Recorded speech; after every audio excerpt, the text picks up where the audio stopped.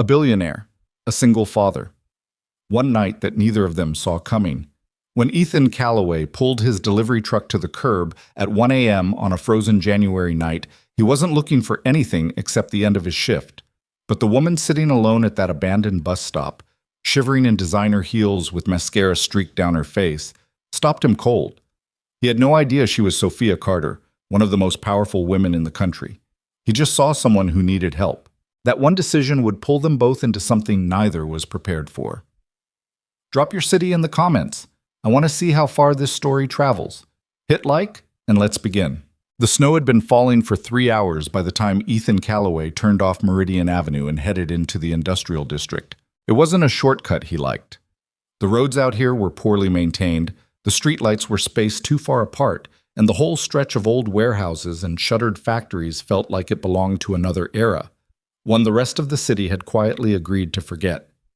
But his last delivery of the night was a restaurant supply order going to a kitchen on the Far East Side, and Meridian shaved 11 minutes off the route. 11 minutes mattered when you had a 6-year-old at home. He drove with the radio off.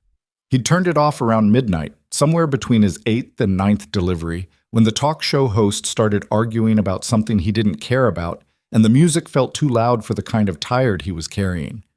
The only sound in the cab now was the rhythm of the windshield wipers and the soft crunch of snow under his tires. His hands were dry from the cold. His lower back had been bothering him since Tuesday. He had a bruise on his left shin from where he'd clipped the corner of a loading dock at around 9 o'clock, and he hadn't had time to look at it properly. None of that was remarkable. That was just Thursday. Ethan was 32 years old, and he looked it, not in a bad way, but in the way that men who work physical jobs and sleep light start to settle into themselves earlier than most. There were lines at the corners of his eyes that hadn't been there 2 years ago. His dark hair needed a cut. He had the kind of hands that looked like they'd carried things, which they had. Boxes, mostly, but also grief, and the specific kind of exhaustion that comes from doing everything alone. He was thinking about Lily when he saw her. It wasn't a thought he could even finish. Just the image of his daughter's face, the way she always looked when she was pretending to be asleep but wasn't, her eyelashes doing this subtle flutter she'd had since she was a baby, and then his headlights swept across the bus stop, and the thought dissolved. He almost kept driving. That was the honest truth of it. His foot stayed on the gas for a full 2 seconds after his brain registered what he was seeing, because his brain was tired and the rational part of it said, "Not your problem, keep moving. You have 11 more blocks and then you're done." But something didn't sit right. He couldn't explain it as anything more specific than that. Just a wrongness, a small alarm in his chest that had nothing to do with logic. He'd learned a long time ago not to argue with that alarm. It had served him well in his previous life, in conference rooms and server rooms and places where things were not what they appeared to be. It served him now. He slowed the truck, pulled over, put it in park. The woman at the bus stop didn't look up immediately. She was sitting on the bench with her arms wrapped around herself, her shoulders drawn in tight, her chin tucked down toward her chest. She wore a blazer, cream-colored, clearly expensive, absolutely wrong for 22 degrees, and heels that had no business being anywhere near snow. Her hair was dark and disheveled.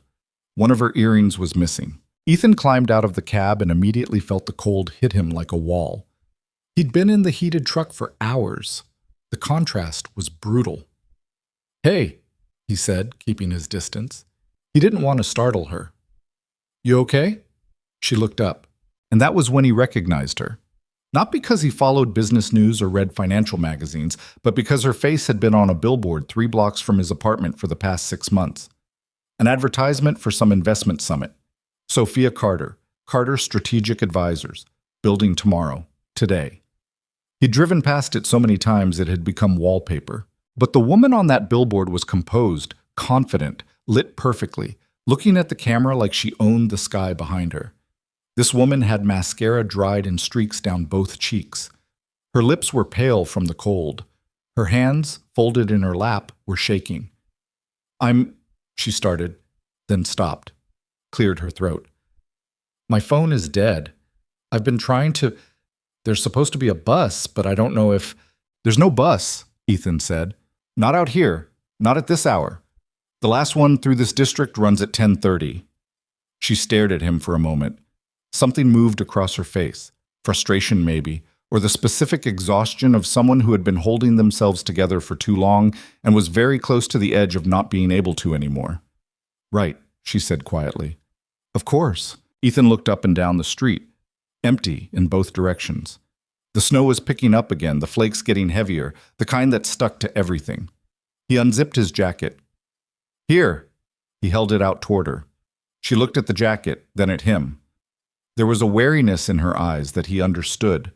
A woman alone at 1 a.m. in an industrial district, strange man appearing out of nowhere. That wariness was smart. He didn't take it personally. "I've got a heater in the truck," he said. I'm just making a delivery. I live about 10 minutes from here. You're welcome to call someone from my phone, or I can drive you somewhere.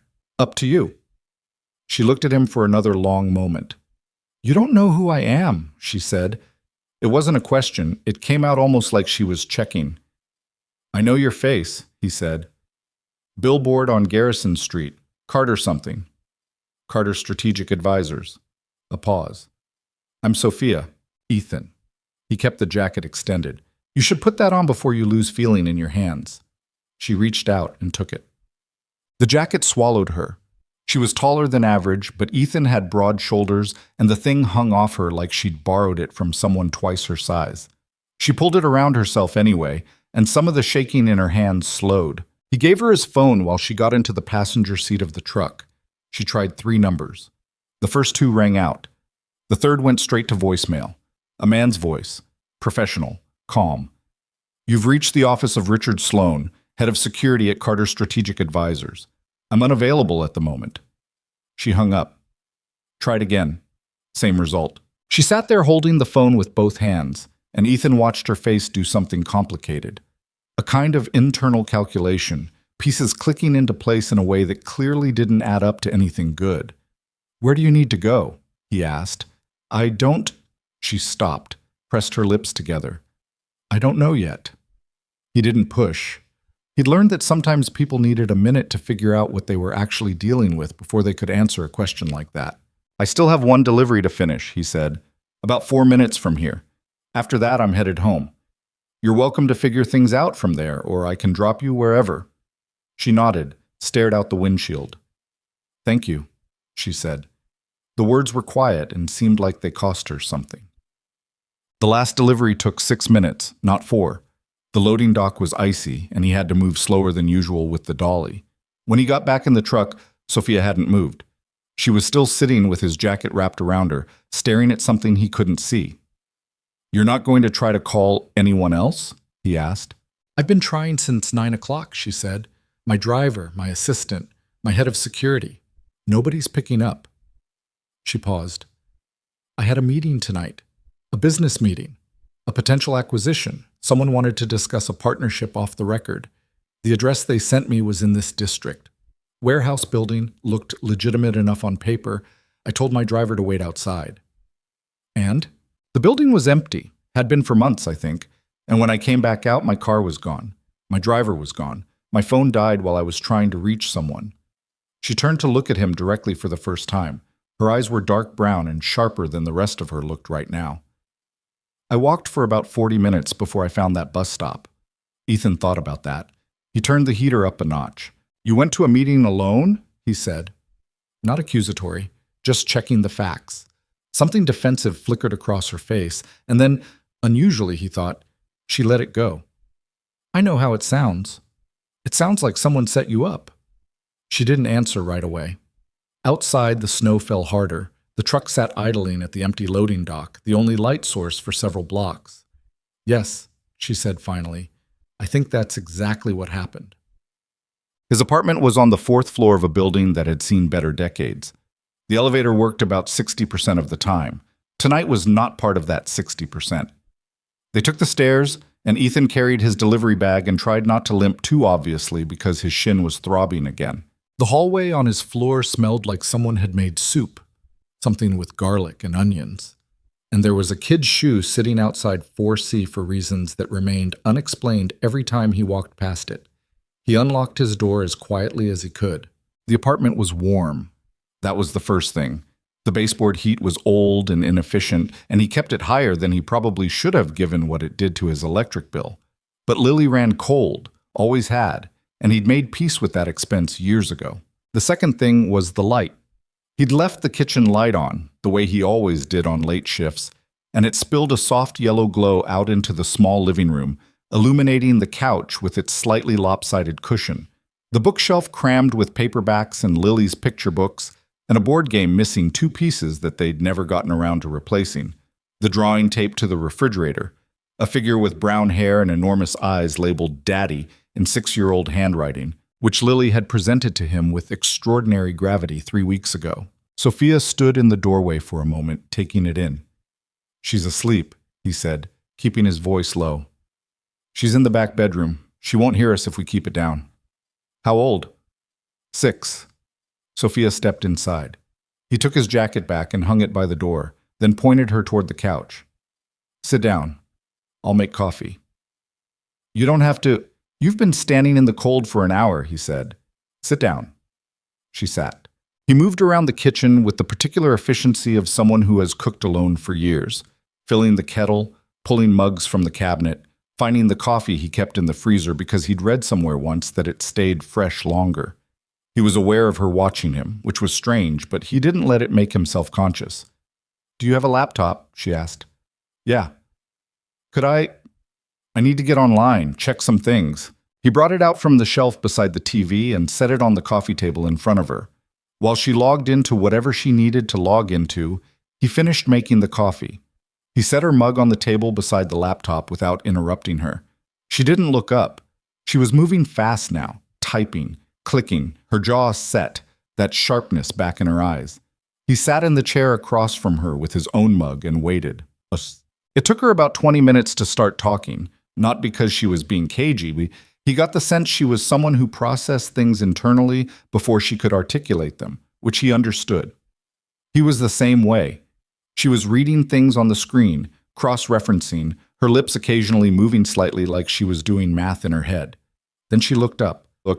"I need to tell you something," she said, "and I need you to understand that I am not prone to paranoia. I didn't get where I am by seeing conspiracies that aren't there." "Okay," he said. "I think tonight was deliberate. I think the meeting, the address, the driver, I think all of it was designed to get me out of the way." Ethan set down his mug. "Out of the way for what?" "There's a board meeting tomorrow morning, 8:30. She turned the laptop to show him what she'd been looking at, a company email thread, dates, names. "There's a provision in our company bylaws. If the CEO fails to appear at a scheduled board meeting without prior written notice filed at least 72 hours in advance, the CFO can call for an emergency succession vote. And you didn't file notice." "I didn't know I needed to. I didn't know about the meeting until 4 days ago, which is..." She stopped, looked back at the screen. "Which is interesting because the meeting was apparently scheduled 6 weeks ago." Ethan leaned forward. Despite everything, the late hour, the throbbing shin, the fog of a 12-hour shift, something was sharpening in him, an old reflex, the part of his brain that used to spend its days looking at systems and finding the places where they didn't hold. "Show me the original scheduling notice," he said. She clicked. He stood up, crossed to the couch, and looked over her shoulder. The email had been sent to all board members 6 weeks prior. Every name on the distribution list was there, except Sophia's. "Who has administrative access to your company's email server?" he asked. "That would go through our IT infrastructure team, which reports to..." She stopped. Her expression shifted, something cold moving in behind her eyes. "To Marcus. Marcus Webb, my CFO." She was quiet for a moment. "He's been with the company for 4 years. I trusted him with..." She stopped again. Ethan straightened up, went back to his chair, picked up his mug. "Tell me about Marcus Webb," he said. Met. She talked for 2 hours. He listened the way he used to listen in threat assessment meetings, not interrupting, keeping his face neutral, filing things into categories. Confirmed, probable, possible, doesn't fit yet. Occasionally he asked a question, short ones, specific ones. She answered them and then kept going, and he got the sense that she hadn't talked to anyone like this in a long time, not openly, not without the filter of professional caution that powerful people wear like a second skin. Marcus Webb had joined Carter's Strategic Advisors 4 years ago, headhunted from a rival firm with an impressive resume and even more impressive references. Sophia had liked him immediately. He was precise, thorough, slightly humorless in a way she'd found reassuring because it meant he wasn't playing politics. He'd moved up fast. CFO within 18 months. He changed recently, she said. She was holding her coffee mug with both hands, her legs tucked under her on the couch. The designer blazer was draped over the armrest. She'd borrowed a hoodie that Ethan had left on the back of the chair. It was dark gray with a university logo on it, and it also swallowed her, but she seemed more comfortable. Less like a photograph of someone and more like an actual person. How recently? Ethan asked. Maybe 6 months. He started being, I don't know, quieter in meetings, missing things he wouldn't normally miss. I thought he was having personal problems, and I didn't push it because that's not... She made a small, frustrated gesture. That's not who I am. I give people space. Did anything change in the company around that time? She thought about it. We had a major acquisition fall through, a tech firm I'd been pursuing for almost 2 years. The deal collapsed at the last minute. Regulatory issues, officially, but Marcus had been the one managing the due diligence. And unofficially? She looked at him. Unofficially, I always wondered if someone on the other side got a better offer. Ethan nodded slowly. Walk me through the company's structure. Who reports to Marcus? Who has access to what systems? Why? Because if I'm right about how this was done, the access trail is still there. People who build these kinds of traps, they're usually very good at the big picture and not quite as careful about the small things. The timestamps, the metadata, the access logs that aren't covered by the cleanup. Sophia studied him. You know a lot about corporate infrastructure for a delivery driver, she said. It wasn't unfriendly, just observational. I wasn't always a delivery driver. A beat. What were you? He looked toward the hallway where Lily slept. Systems engineer. I worked in corporate security consulting for about 6 years. Infrastructure vulnerability assessment, mostly. Finding the holes in systems before the wrong people did. What happened? He was quiet for a moment.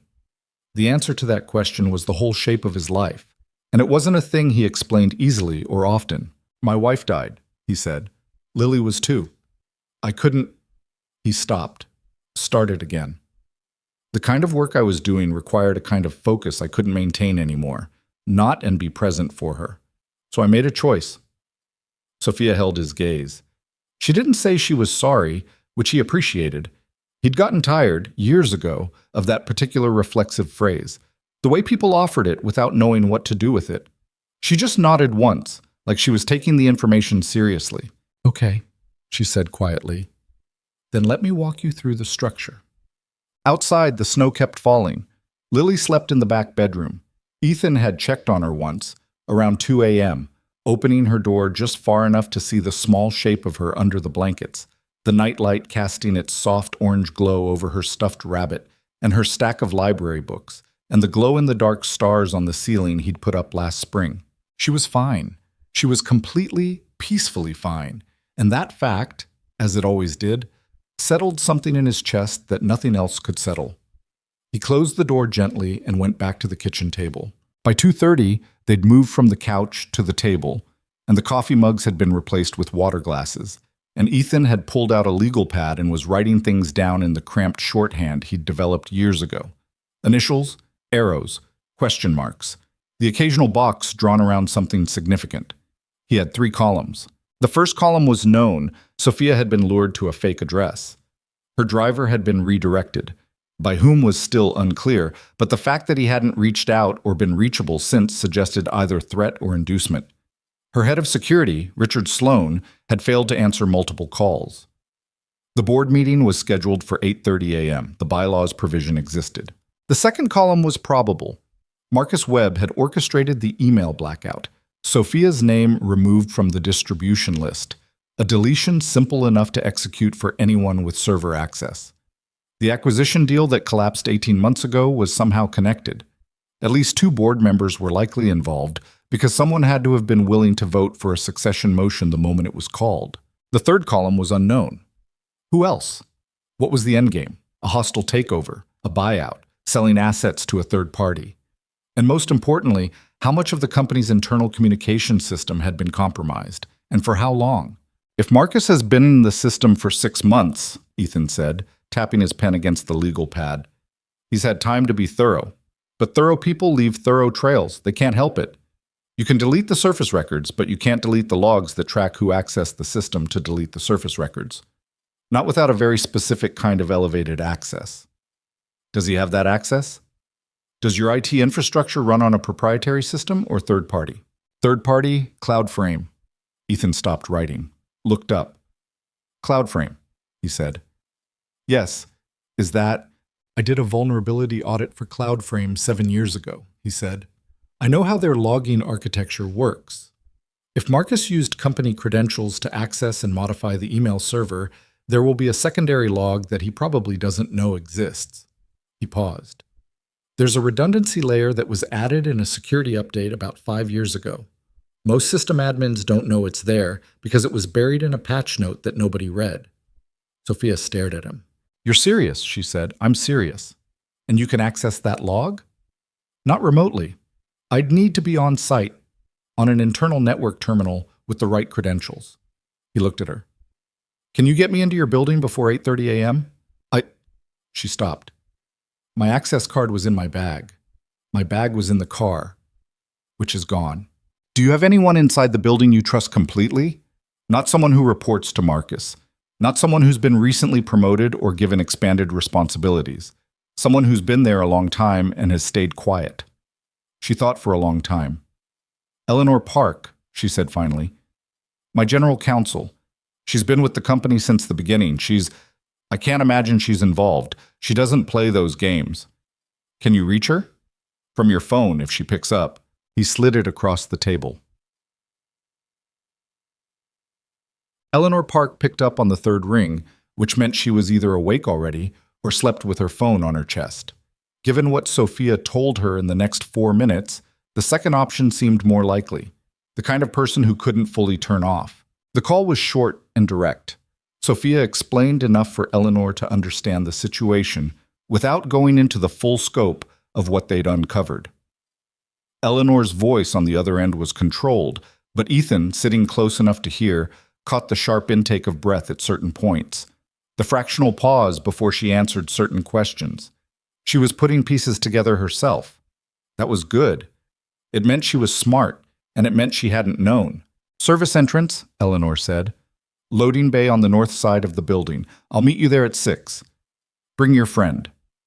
The call ended. Sophia set the phone down and pressed her palms flat against the table. She was quiet for a moment. She didn't sound surprised, she said. Not accusing, just noting.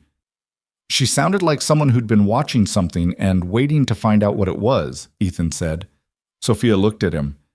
Is that different? It means she's been paying attention. That's useful. They had 3 hours before they needed to leave. Sophia slept on the couch.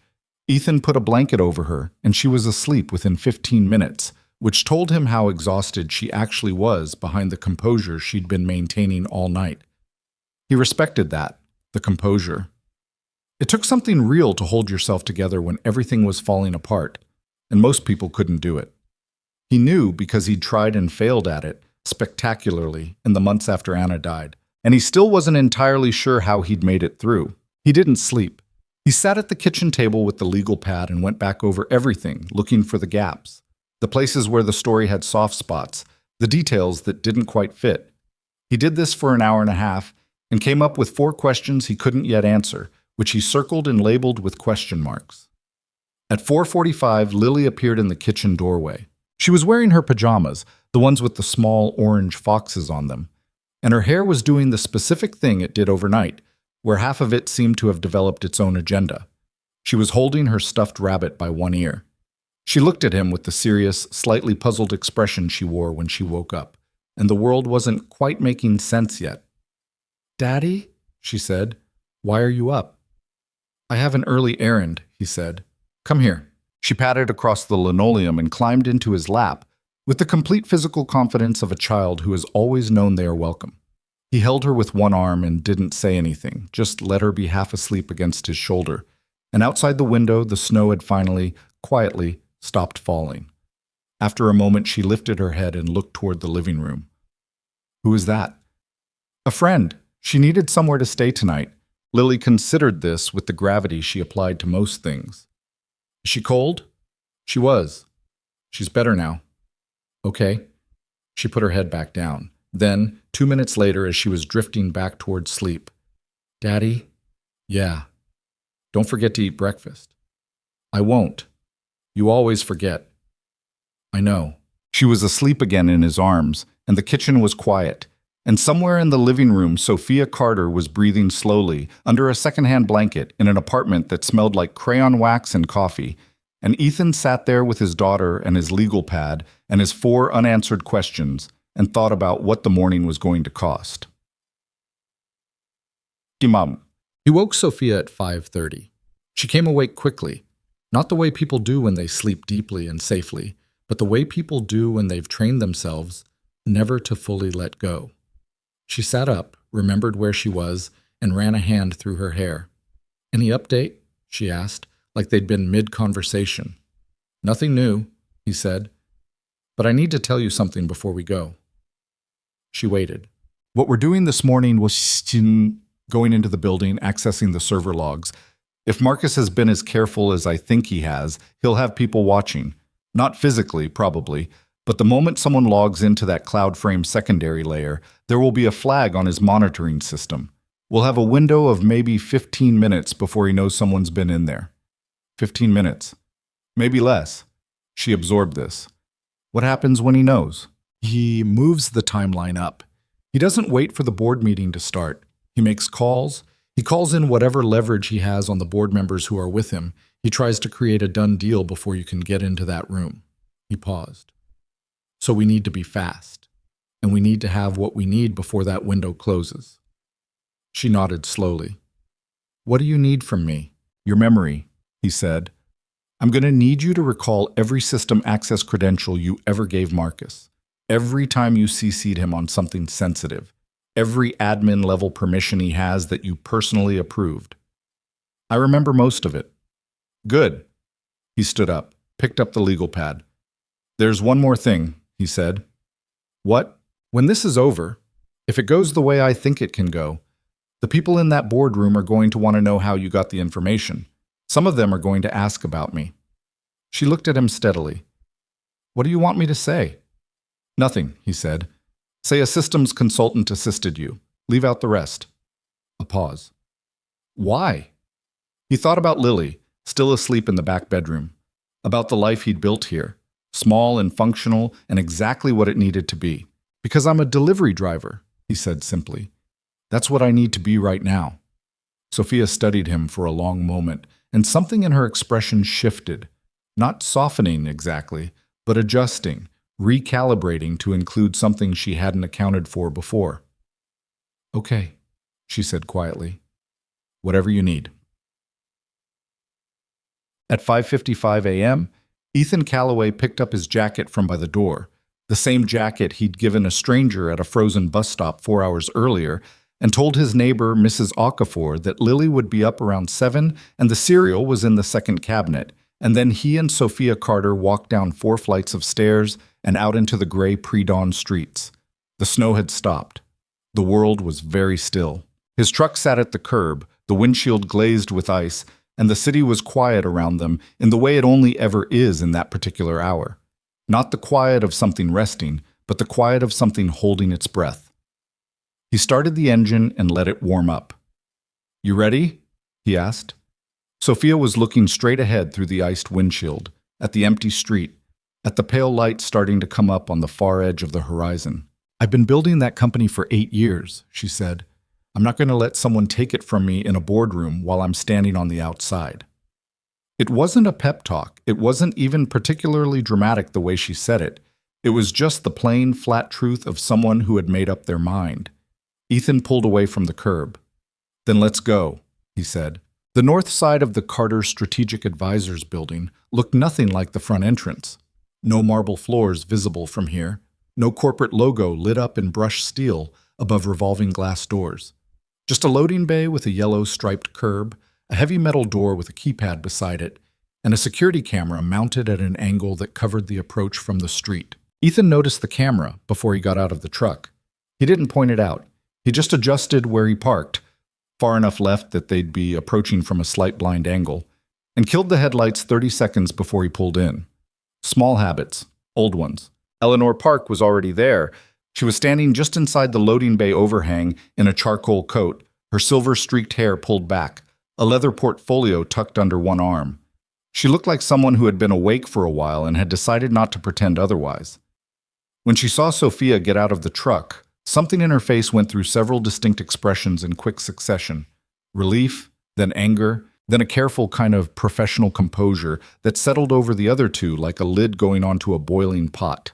"You look terrible," Eleanor said. "Good morning to you, too."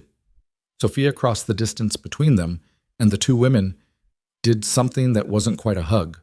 More of a sustained hand clasp, forearms gripped, the greeting of people who have been through difficult things together and don't need to perform their relief. Eleanor looked past her at Ethan. Her expression was unreadable in the specific way of lawyers who have spent decades making their expressions unreadable. "This is Ethan Calloway," Sophia said. "He's the reason I'm standing here." Eleanor Park. She didn't extend her hand immediately, just looked at him. The delivery uniform, the dark circles, the legal pad he was carrying. "Sophia says you're a systems person." "I was," he said. "Cloud frame infrastructure, among other things." Something shifted in Eleanor's assessment. She extended her hand. "Then let's get you inside." The keypad code Eleanor used had 7 digits, which was 3 more than standard building access, which told Ethan that this entrance had been upgraded at some point, probably after a security review. Good. It meant not everyone had the code. It narrowed the access window. The door opened onto a service corridor. Concrete floors, fluorescent lights, the faint smell of cleaning products, and the paper cardboard smell of a mailroom somewhere nearby. Eleanor moved quickly for someone in heels. She clearly knew the building the way people know places they've spent years of their lives in, not thinking about the route, just walking it. "Marcus got in at 5:47, Eleanor said, her voice low. "I checked the building access logs before I left my apartment. His assistant came in 10 minutes later. 2 of the board members, Hartwell and Choi, are already in the building." "Hartwell and Choi," Sophia said. "Yes." The name Hartwell landed on Sophia's face the way a cold hand lands on a warm shoulder. Ethan watched her process it. "Victor Hartwell has been on my board for 3 years, she said, half to Eleanor, half to herself. He pushed hardest for Marcus's CFO appointment. "I know," Eleanor said. "You knew about Hartwell?" "I suspected."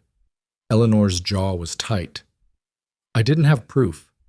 I didn't want to bring you something I couldn't back up." There was a silence between the two women that had a texture to it. Not hostility exactly, but something unresolved.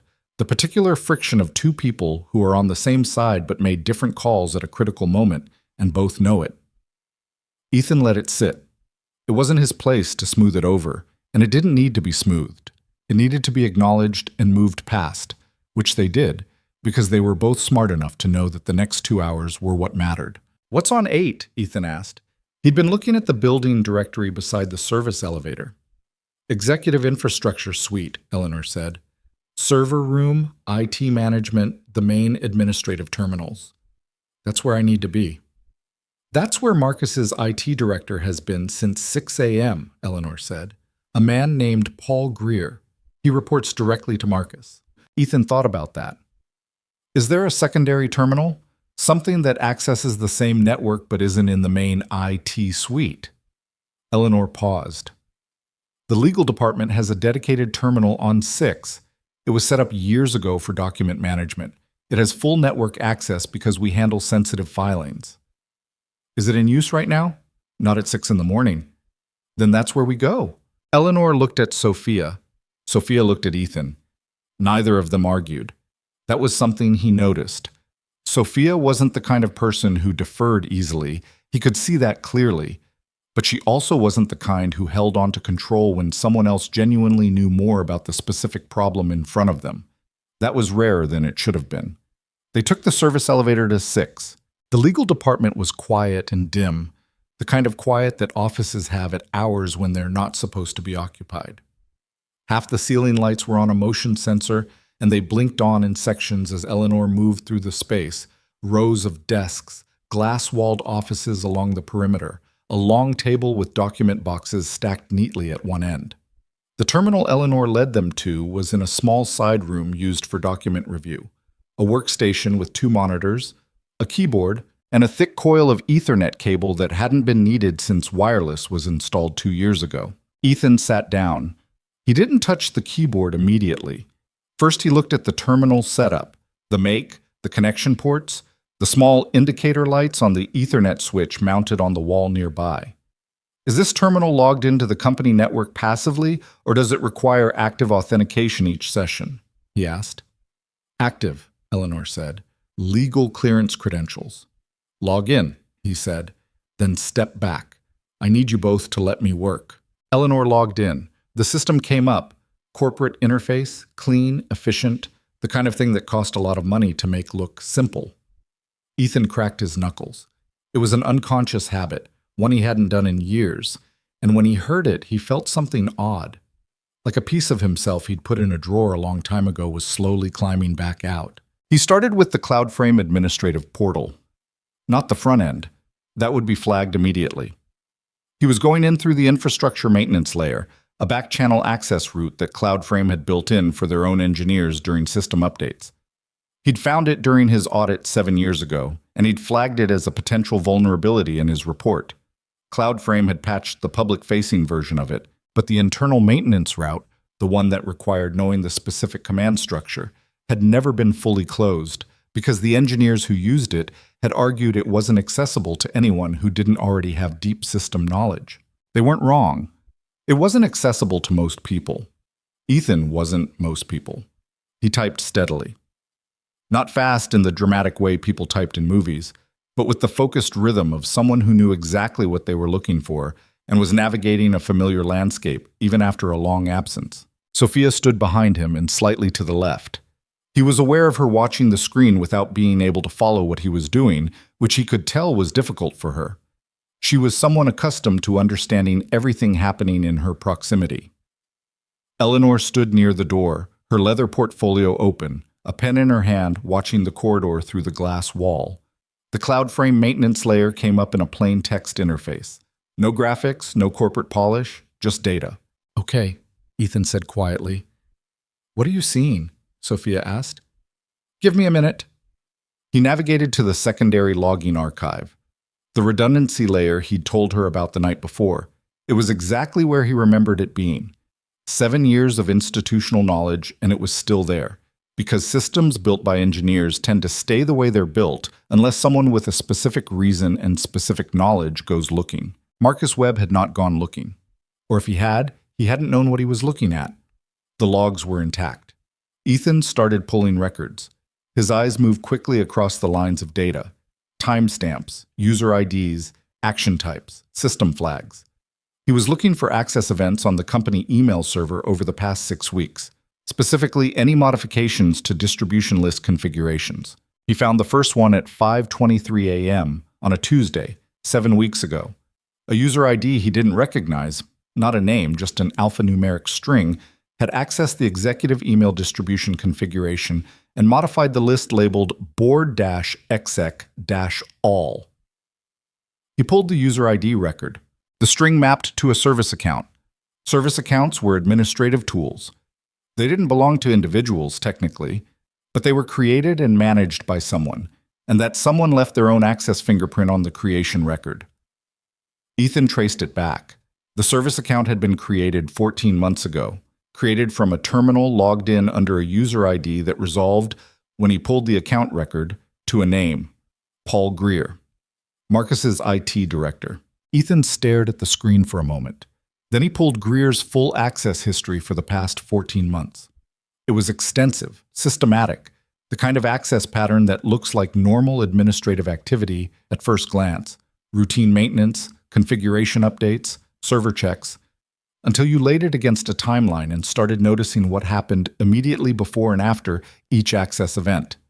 Before, a major board decision, a sensitive financial filing, A personnel review. After. A communication gap. A missing record. A modified distribution list. Greer had been in the system consistently and carefully, and he'd been doing it long enough that the pattern had become invisible through repetition. You didn't notice the individual moves, you noticed the shape they made over time, and only if you were looking at the whole picture at once. "I've got Greer," Ethan said. "Paul Greer works for Marcus," Sophia said immediately. "I know, but Greer is the instrument. I need the instruction. I need a direct communication thread connecting Marcus to the specific action of removing you from that board meeting distribution list." He kept scrolling. "Because without that, a smart lawyer can argue Greer was acting on his own, and Marcus had no knowledge." Eleanor spoke from the doorway without looking away from the corridor. "They would make that argument. I figured." He kept working. "So I need the instruction." The problem was that direct communication was the thing that people who planned these things protected most carefully. Marcus Webb was not careless. He would not have sent an email saying remove Sophia from the board meeting invite. He would have been oblique or verbal, or he would have used something outside the company system entirely. But here was the thing about oblique instructions and verbal commands. They still required a response. They required action, and action left traces. Ethan looked for the traces.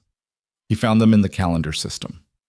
3 weeks before the board meeting was scheduled, there was a calendar entry on Paul Greer's work calendar, a 30-minute meeting listed as Infrastructure Sync with one other attendee, Marcus Webb. The calendar entry itself contained nothing incriminating, but it had been created and therefore logged, and the log included something that the person who created it probably hadn't thought about: the location field. Instead of a conference room number or a video call link, the location field read, "Refer to prior correspondence." Prior correspondence. Not prior conversation, not prior discussion. Prior correspondence. "There's a secondary communication channel," Ethan said, "something outside the company system. Marcus and Greer communicated about this through a channel that wasn't the company email or messaging system, and whoever filled out that calendar entry slipped up and referenced it." "How does that help us?" Sophia asked. "It doesn't, directly, but it tells me something." He leaned back slightly, thought. If they used an outside channel, they weren't confident the company system was clean, which means Marcus knows the company system has logging layers he can't fully control, which means he's been careful, which means he stopped. Went back to Greer's access history, scrolled to a different section. Not the email server, the file management system. People hide things in file systems the way people hide things in houses, in the places that are accessible but inconvenient, the ones you walk past without looking. Not in the attic, not in the basement. In the closet with the bad hinge that nobody opens because it's easier to pile things in front of it. He found it in an archived project folder labeled Q3 Infrastructure Audit, completed 18 months ago. Inside the folder, nested 3 subdirectories deep, was a file that had been accessed 4 times in the past 6 weeks and had not been accessed in the 14 months before that. The file was named backup_config_parameters_v2.txt. It was not a backup config file. Ethan opened it. It was a schedule, detailed, time-stamped, annotated, dates, actions, names. The first entry was from 8 months ago. MW confirms succession timeline. Distribution modification ready, Sloan to be handled separately. Per arrangement. Sloan. Richard Sloan, Sophia's head of security.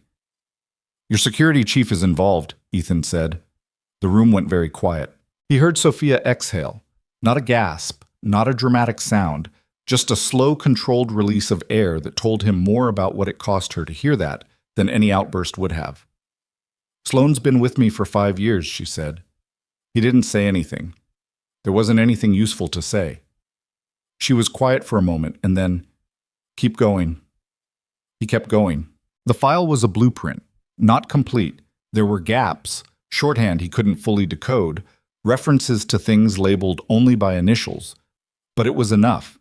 It documented a coordinated plan stretching back 8 months, the manipulation of board communication, the cultivation of Hartwell and Choi as internal allies, the arrangement made with Sloan that would ensure Sophia's security detail would be unavailable at the critical moment, and the final step, the fake meeting, the abandoned driver, The calculated isolation of Sophia Carter on the night before the board vote. It even had a contingency. If Sophia somehow made it back to the building on her own, there was a notation about delaying her building access. Her card credentials had been quietly suspended from the system 3 days ago. He looked at that last entry for a moment. Then he looked at Eleanor. Her credentials are suspended, he said. She can't badge in anywhere in this building. She doesn't need to, Eleanor said flatly. She has me. There was something absolute in the way Eleanor said it, not fierce, not theatrical, just the plain declaration of someone who has decided what side they're on and is done with ambiguity about it. Ethan found it steadying. I need to print everything, he said. All of it. The access logs, the file, the calendar entries, Greer's full activity history. Everything that establishes the pattern and the intent. It needs to be organized in a way that can be read and understood in under 10 minutes by people who aren't technical. I can organize it, Eleanor said. I've spent 30 years presenting evidence to people who don't want to hear it. I know how to make something undeniable. Then let's work fast. He looked at the time in the corner of the screen. It was 7:14 a.m. We have just over an hour. He started printing. The printer in the document review room was small and slightly loud and seemed determined to take its time about things, and he stood over it watching pages emerge while Eleanor organized them into order at the table, and Sophia stood at the window that looked out over the city, the morning light now fully established, the snow-covered street 6 floors below starting to show the first signs of early commuter traffic. She had her arms crossed over her chest, her weight shifted to one foot. The posture of someone thinking hard. From where he was standing, Ethan could see her reflection in the glass overlaid against the city outside, 2 Sophias in slightly different states. Sloan, she said quietly, not really to anyone. He came to Lily's birthday last year. He sat at the table and ate cake. Ethan didn't answer. He understood the specific texture of that kind of betrayal. The way it wasn't just about the thing done to you, but about the revision it required. The way you had to go back through memory and recalculate everything you thought you knew. He'd done that calculation himself once. Not with colleagues. With the whole structure of a life he'd believed in. When Anna got sick and then died, and the world turned out to be the kind of place where a 30-year-old woman could just stop existing while her 2-year-old daughter slept in the next room, he'd had to go back and look at every assumption he'd built his life on and figure out which ones still held. Some of them hadn't. He'd rebuilt around the ones that did. He didn't say any of that. He just let her have the moment, the quiet reckoning with it, because that was all anyone could do with that kind of thing. Stand in front of it and let it be true. Then she uncrossed her arms, turned away from the window, and came to stand beside Eleanor at the table. "Show me what we have," she said. So Eleanor showed her. The 3 of them stood around the document table at 7:22 a.m. on a gray January morning, and Eleanor walked through the material in the organized, precise way she walked through everything. And Sophia listened with her whole attention, asking 2 questions and making 3 observations that were all good ones. And Ethan watched them both and thought that this specific thing, 2 people using their respective expertise to face something together, was what competence actually looked like in practice, stripped of everything that wasn't necessary. They finished at 7:51 a.m. Eleanor looked at the organized stack of documents. "This is enough," she said. "I want to be clear about that. What's here establishes conspiracy, breach of fiduciary duty, and at minimum 2 separate counts of corporate fraud. The moment this goes in front of the full board, it's over." "Unless Hartwell or Choi try to table it," Sophia said. "They can try." Eleanor's expression was calm. "They won't succeed." "How many board members are reliable?" Ethan asked. 6 out of 9, not counting Sophia," Eleanor said. "Hartwell and Choi are compromised. The other 6, I've known most of them for years. They're not saints, but they're not in this." 6-2, Sophia said, "with the documentation." "It shouldn't even need a vote," Eleanor said. "The documentation triggers the fraud provisions in the company charter. Marcus and anyone complicit with him vacate their positions by the charter's own terms. The vote, if it happens at all, is a formality." Sophia was quiet for a moment, looking at the stack of papers, looking at the shape of what had been done to her and the shape of what was now in her hands. "I built that company," she said, quietly. "Not for effect, just stating something true. Every floor of that building, every contract, every hire. I started it with 11 people in a rented office with mismatched furniture and one client who wasn't sure I knew what I was doing. You did know what you were doing, Eleanor said. Not always. Enough, Eleanor said firmly. A brief silence. Thank you, Sophia said. She was looking at Eleanor, but then she shifted her gaze to Ethan, and there was something in the look that was difficult to categorize. It wasn't gratitude exactly, or not just gratitude. It was the look of someone recognizing something they hadn't expected to find. Ethan looked away first, checked the time again. We should move, he said. If Marcus gets any indication that something has been accessed on the legal terminal, we lose the element of surprise. We need to be in that boardroom before anyone in IT notices. Eleanor was already gathering the documents. Sophia was straightening her borrowed hoodie. She was still wearing it over the designer blazer, and she made no move to take it off, which he noticed and said nothing about. They left the document review room. The motion sensor lights blinked on ahead of them as they moved through the legal department, and Ethan picked up his legal pad from the workstation, the pages covered in his cramped shorthand, 4 circled questions that now all had answers. In the elevator going up to the executive floor, the 3 of them stood in silence. Eleanor was reviewing her own notes. Sophia was looking straight ahead at the elevator doors. Ethan was watching the floor numbers climb. At the 7th floor, the elevator paused. The doors opened. Paul Greer was standing in the corridor, waiting for it. He was a thin man, mid-40s, with the specific look of someone whose job requires him to be in places without announcing himself. Quiet clothing, no-nonsense shoes, a tablet computer tucked under his arm. He looked at the 3 of them in the elevator, and a very rapid set of calculations moved across his face. Then his eyes landed on Sophia. The color drained out of him. Not performance, genuine. The visceral physical response of someone who has built a careful plan around an assumption and is standing in the moment of finding out the assumption was wrong. Ms. Carter, he said. His voice was controlled but only barely. Paul, Sophia said. Her voice was entirely controlled. There was a silence that lasted approximately 3 seconds and felt much longer. Ethan stepped forward slightly sucked. Not toward Greer, just shifting his weight, positioning. Not threatening, just present. Greer's eyes moved to him, then to Eleanor, then back to Sophia. I should, he started. You should stay in your office, Eleanor said, until you hear from HR, which will be very soon. She held the door open button and looked at him steadily. I'd strongly recommend you not use your phone in the meantime. Not your work phone, and not your personal phone. A beat. Greer's hand holding the tablet tightened slightly. I don't know what you think you... Paul, Sophia said it simply. No heat, no accusation.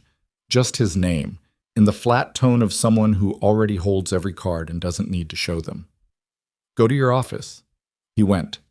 The elevator doors closed. In the reflection of the polished metal doors, Ethan could see Sophia's face. She wasn't triumphant. She wasn't relieved. She looked like what she was. A person who had been awake all night dealing with something ugly and was still in the middle of dealing with it, with everything that was coming next still ahead of her. He's going to call Marcus, she said. Yes, Ethan said. How long do we have? He looked at the floor numbers. They were passing 8, 9, heading for the executive floor. About 3 minutes, he said. Maybe 4. Eleanor straightened her portfolio. Then we walk in fast, she said.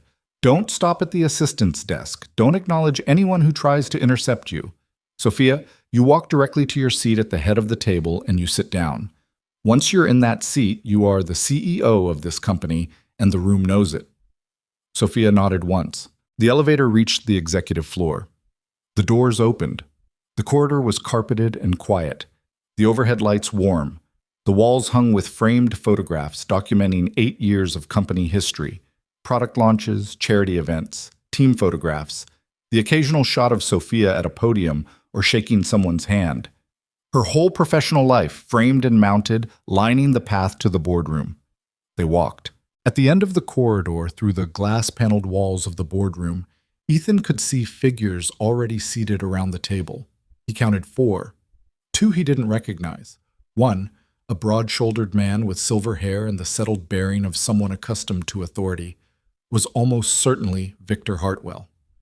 and at the far end of the table with his back to the door sat a man in a dark suit reviewing something on a tablet. Marcus Webb. He hadn't turned around yet. He didn't know. Sophia's footsteps didn't slow. She didn't hesitate at the door. Eleanor reached past her and pushed it open, and Sophia Carter walked into her own boardroom, and Ethan Calloway stood in the doorway behind her and watched the head of Marcus Webb go very, very still. The documents were in Eleanor's hands. The evidence was organized and complete. The room didn't know yet what was about to happen to it, but it was about to find out. Marcus Webb had the particular quality of men who had spent years being the smartest person in most rooms, a kind of settled confidence that had calcified over time into something closer to arrogance, not the loud kind, the quiet kind, the kind that shows itself not in what a man says, but in how he holds his body when he walks into a space, the assumption embedded in the angle of his shoulders that the room belongs to him until proven otherwise. He turned around slowly when the boardroom door opened, like a man with no reason to hurry. And then Sophia Carter walked in, and the color left his face the same way it had left Paul Greer's, 6 floors below, 4 minutes earlier. Not gradually, but all at once, like something had been switched off behind his eyes. He recovered fast. Ethan gave him that. Within 2 seconds, Marcus Webb had rebuilt his expression into something that was almost neutral, almost relaxed, a performance of composure that would have been convincing to someone who hadn't been watching for the seams. Ethan was watching for the seams. The boardroom was a long rectangular space with floor-to-ceiling windows on the far wall. The city spread out behind them in the gray morning light, the snow-covered skyline sitting still and pale under a low-cloud ceiling. The table was dark wood, long enough to seat 12 comfortably. 4 people were already seated. Ethan had counted them through the glass, and now he put names to faces as best he could from what Sophia had described overnight. Victor Hartwell at the left side of the table, 2 seats down. The silver-haired man with the settled bearing. He was looking at Sophia now with an expression that Ethan could only describe as deeply unhappy calculation. Beside him, a Korean-American woman in her 50s, that would be Sandra Choi, who had gone very still in her chair in a way that reminded him of animals in fields when something large passes nearby. The other 2 board members, a heavy-set man with a gray beard that Ethan didn't have a name for, and a younger woman in a red blazer, were watching the door with expressions of simple confusion. They hadn't known what was supposed to happen this morning. They'd come in for a meeting and found a room with a strange atmospheric charge. And now the CEO they presumably thought wasn't coming had walked in looking like she hadn't slept and had walked through a blizzard on foot, which was essentially accurate. Marcus stood up, which was the wrong move, and told Ethan everything he needed to know about the man's instinct under pressure. When cornered, perform authority. Sophia. His voice was smooth, practiced. I wasn't aware you'd be... We weren't expecting. Sit down, Marcus, Sophia said. She didn't raise her voice. She didn't need to. She crossed the room to the head of the table, her chair, the one that faced the windows, and pulled it out and sat down in it with the specific deliberateness of someone planting a flag. Every eye in the room tracked her. Marcus did not sit down. Not immediately. He stood for a moment that went on 2 beats too long, and in those 2 beats, Ethan watched him doing the same rapid calculation that Greer had done downstairs, assessing what she knew, how she'd gotten here, whether the plan could still be salvaged, whether there was a version of this morning that still ended the way he'd needed it to end. He looked at Ethan then. A longer look. The look of someone trying to identify a variable they hadn't accounted for. Ethan met his gaze and said nothing. Sit down, Sophia said again. Still even, still quiet. This time Marcus sat. Eleanor moved to the side of the room and set the portfolio on the narrow credenza along the wall. She opened it and began removing the printed documents with the measured efficiency of someone who has done this, brought bad news into rooms where bad news was not wanted, many times before, and has learned that the preparation of materials is itself a kind of statement. The gray-bearded man, Ethan would learn later his name was Robert Fenn, a board member since the company's 3rd year, leaned forward slightly. Sophia, are you all right? We heard you had There was some kind of communication issue last night. I'm fine, Robert, Sophia said. Thank you for asking. A pause. There was indeed a communication issue last night. We're going to talk about that this morning. Victor Hartwell had been watching this exchange with the specific stillness of a man deciding between two actions. When Sophia said we're going to talk about that, something shifted in his stillness, a tightening, a decision made. I think before we proceed, Hartwell said, we should confirm the meeting agenda. Given that the purpose of this gathering was— The purpose of this gathering, Eleanor said from the side of the room, her voice cutting cleanly across his, is whatever the CEO of this company determines it to be. And before we address any agenda items, I need to present material to the full board that has legal bearing on the proceedings. She picked up a stack of documents. I'll be distributing copies now. Hartwell's jaw tightened. Eleanor. Victor? Eleanor walked to his end of the table first, placed a set of documents in front of him, moved on. Sandra. Another set. She moved around the table with methodical precision, placing documents in front of each board member.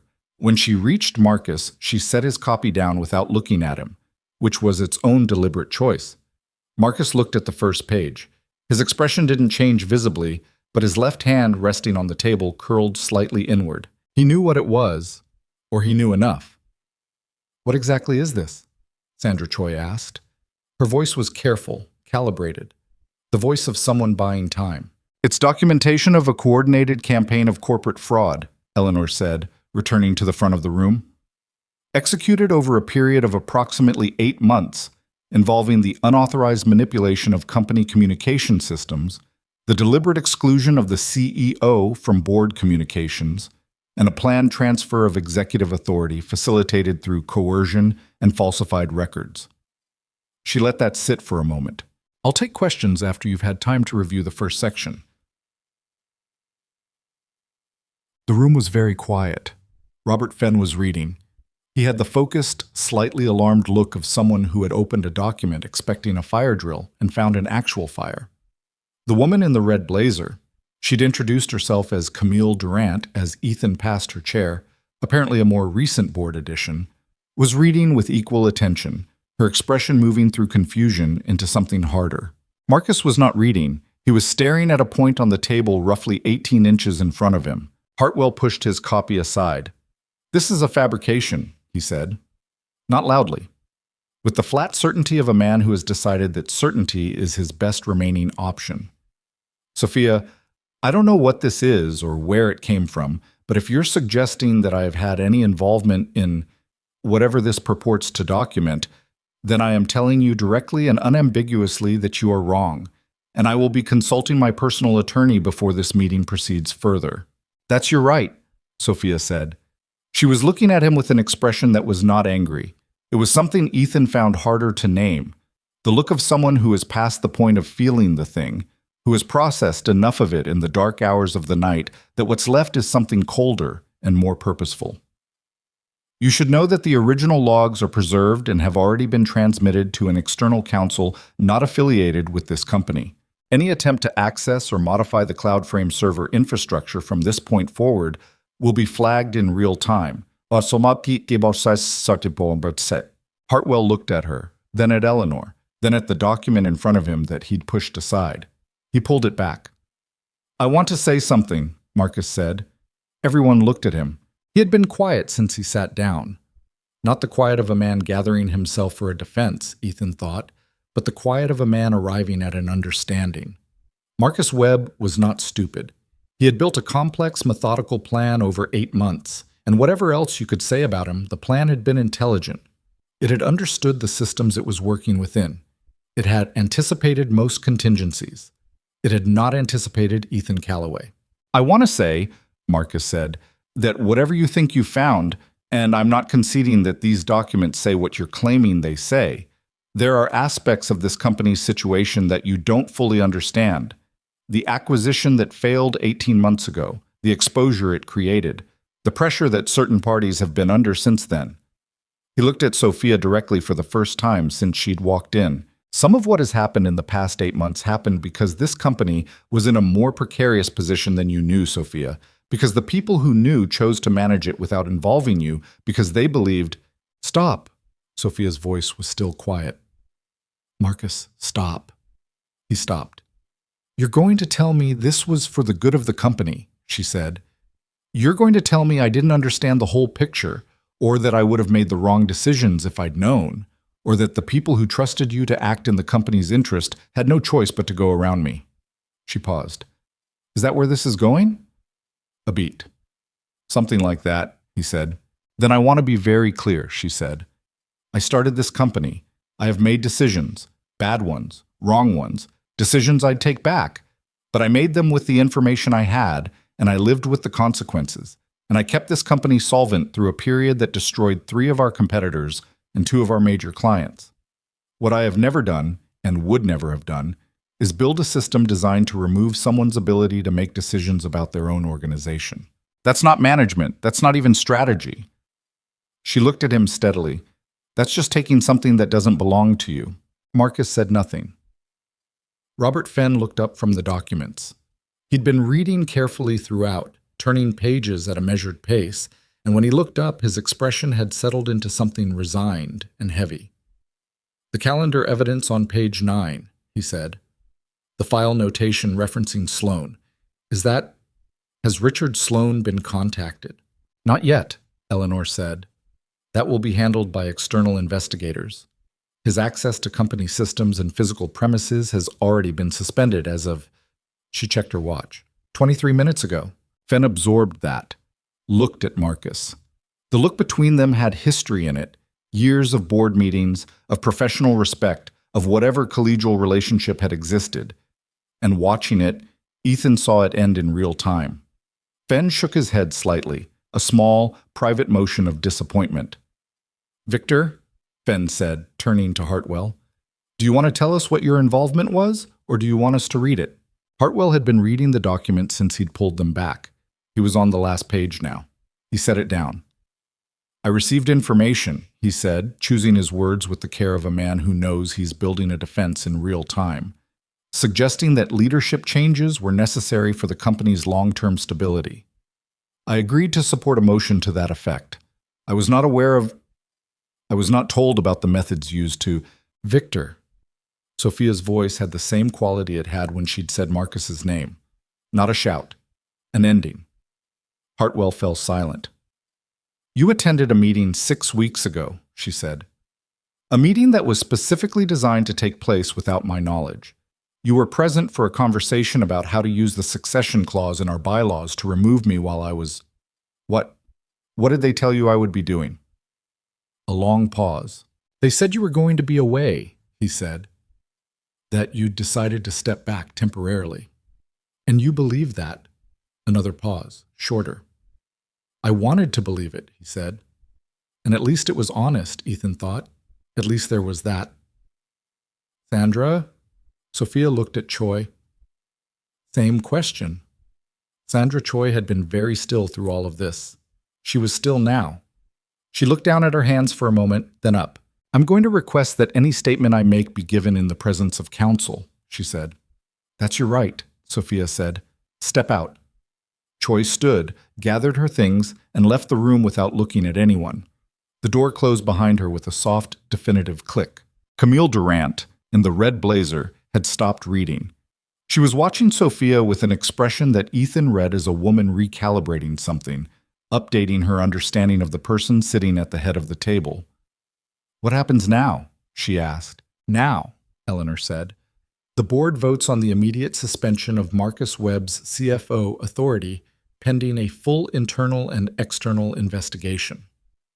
Under Article 14 of the company charter, evidence of fraudulent conduct by an officer triggers mandatory suspension without board majority.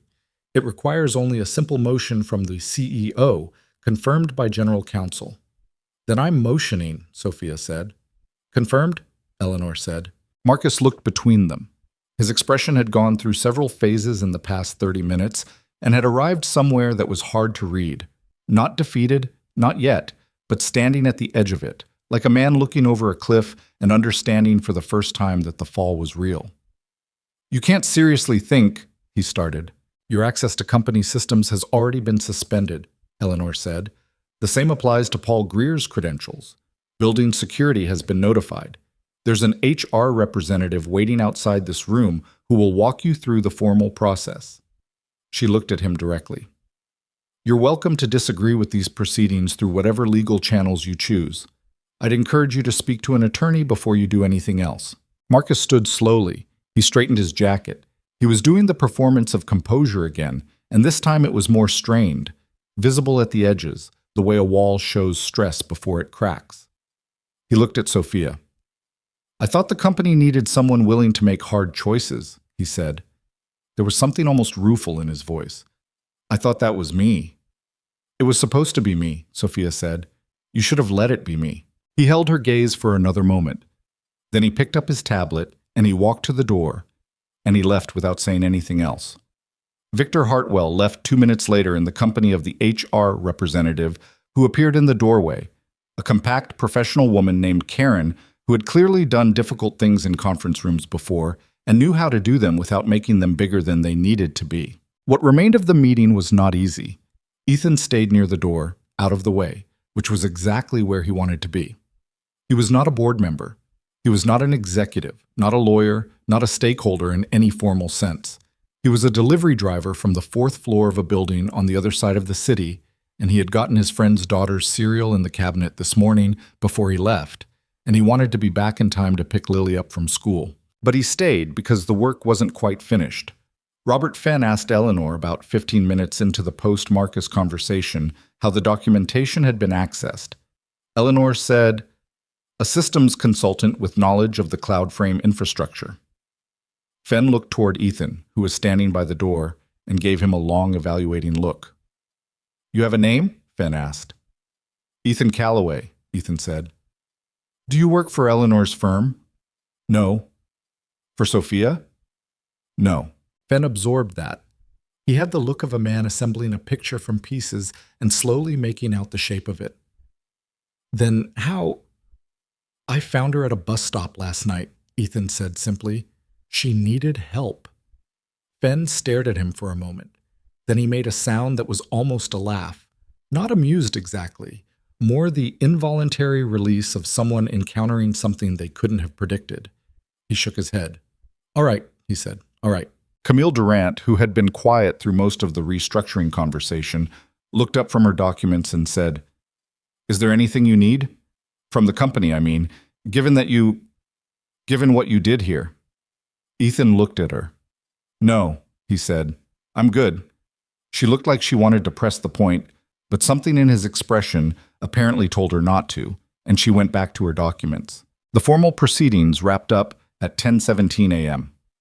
Eleanor had more to do, calls to make, external investigators to engage, a communication to the company's full staff that would need to be carefully drafted.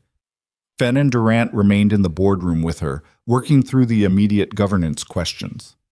Sophia had excused herself 10 minutes before the close, saying she had calls to return, and nobody questioned it, because she was the CEO and she'd just reclaimed her company from the people who tried to take it, and she didn't need to explain where she was going. Ethan found her in the corridor outside. She was standing at one of the windows, looking at the city. The morning light was cleaner now.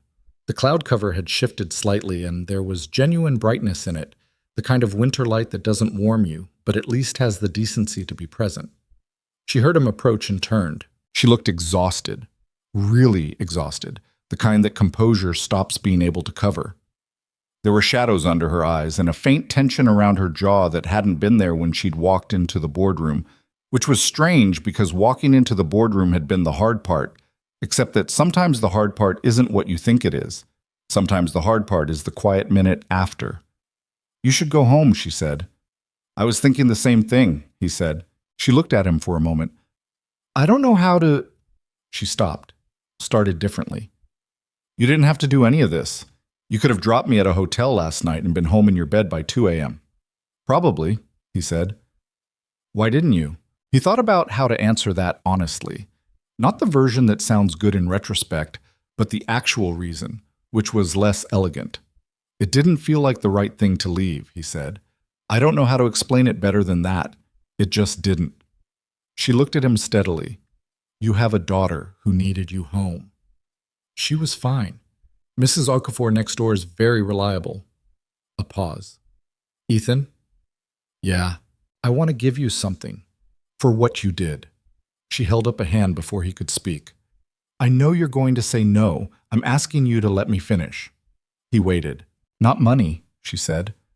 I understand that's not what this was about. She exhaled slowly. I have contacts.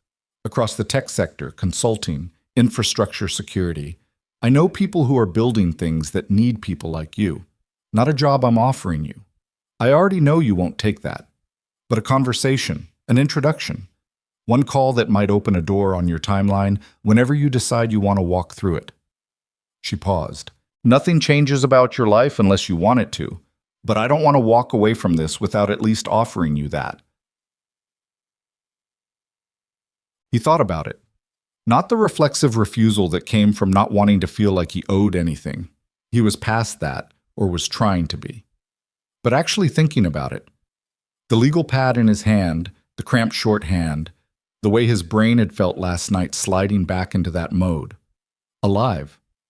Like something that had been running at half capacity suddenly given the right voltage. He thought about Lily too. About school pickups and bedtime stories and not missing things. About the deal he'd made with himself 5 years ago about what mattered and what didn't. Those things hadn't changed. They weren't going to change. But the door, he thought. The door was a different thing from walking through it. A conversation, he said. That's all, she said. Okay, he said. Yeah, okay. Something in her face relaxed. Not dramatically, just the slight settling of someone who has been holding tension in a specific place and felt it release. Good, she said.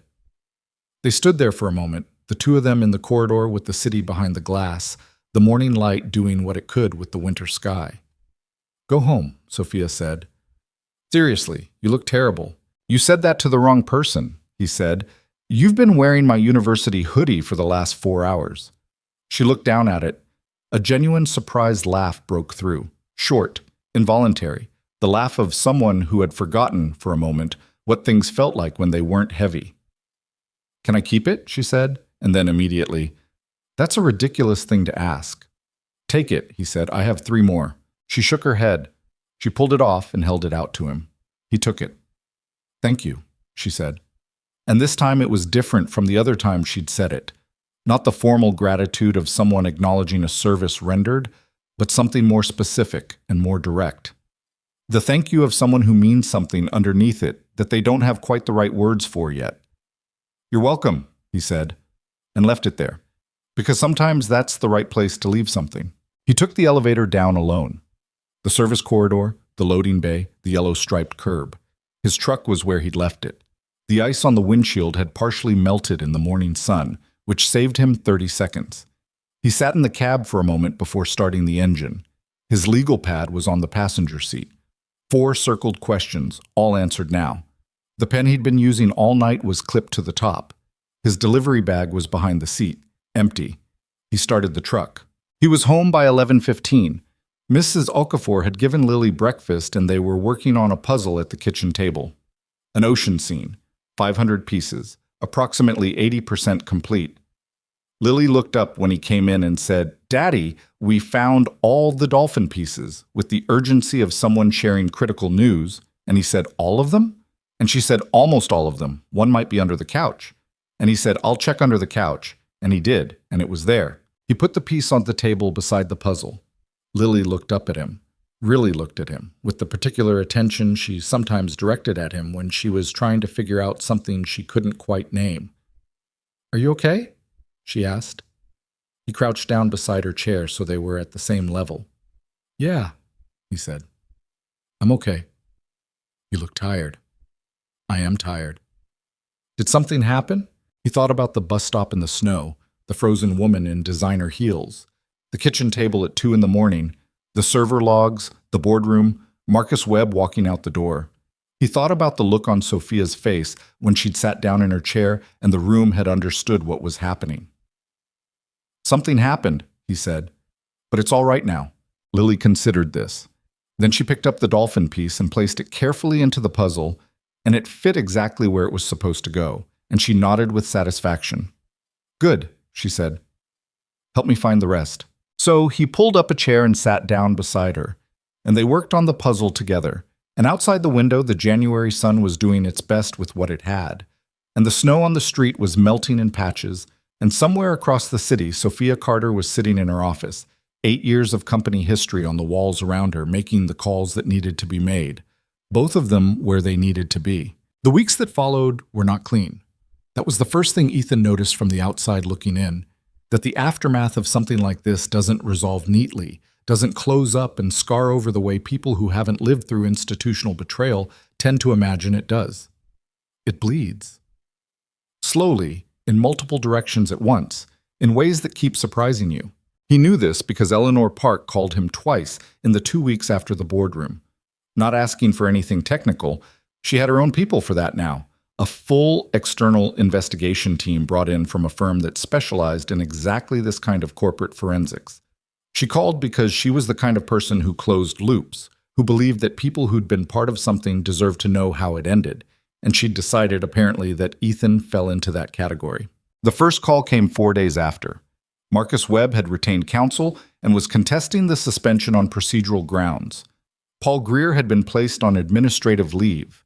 Richard Sloan, Sophia's head of security for 5 years, the man who'd eaten birthday cake at Lily's party, had retained a criminal defense attorney and was not cooperating with investigators. "What about Hartwell?" Ethan asked. He was standing in his kitchen, phone wedged between his ear and his shoulder, making Lily's lunch for school the next day.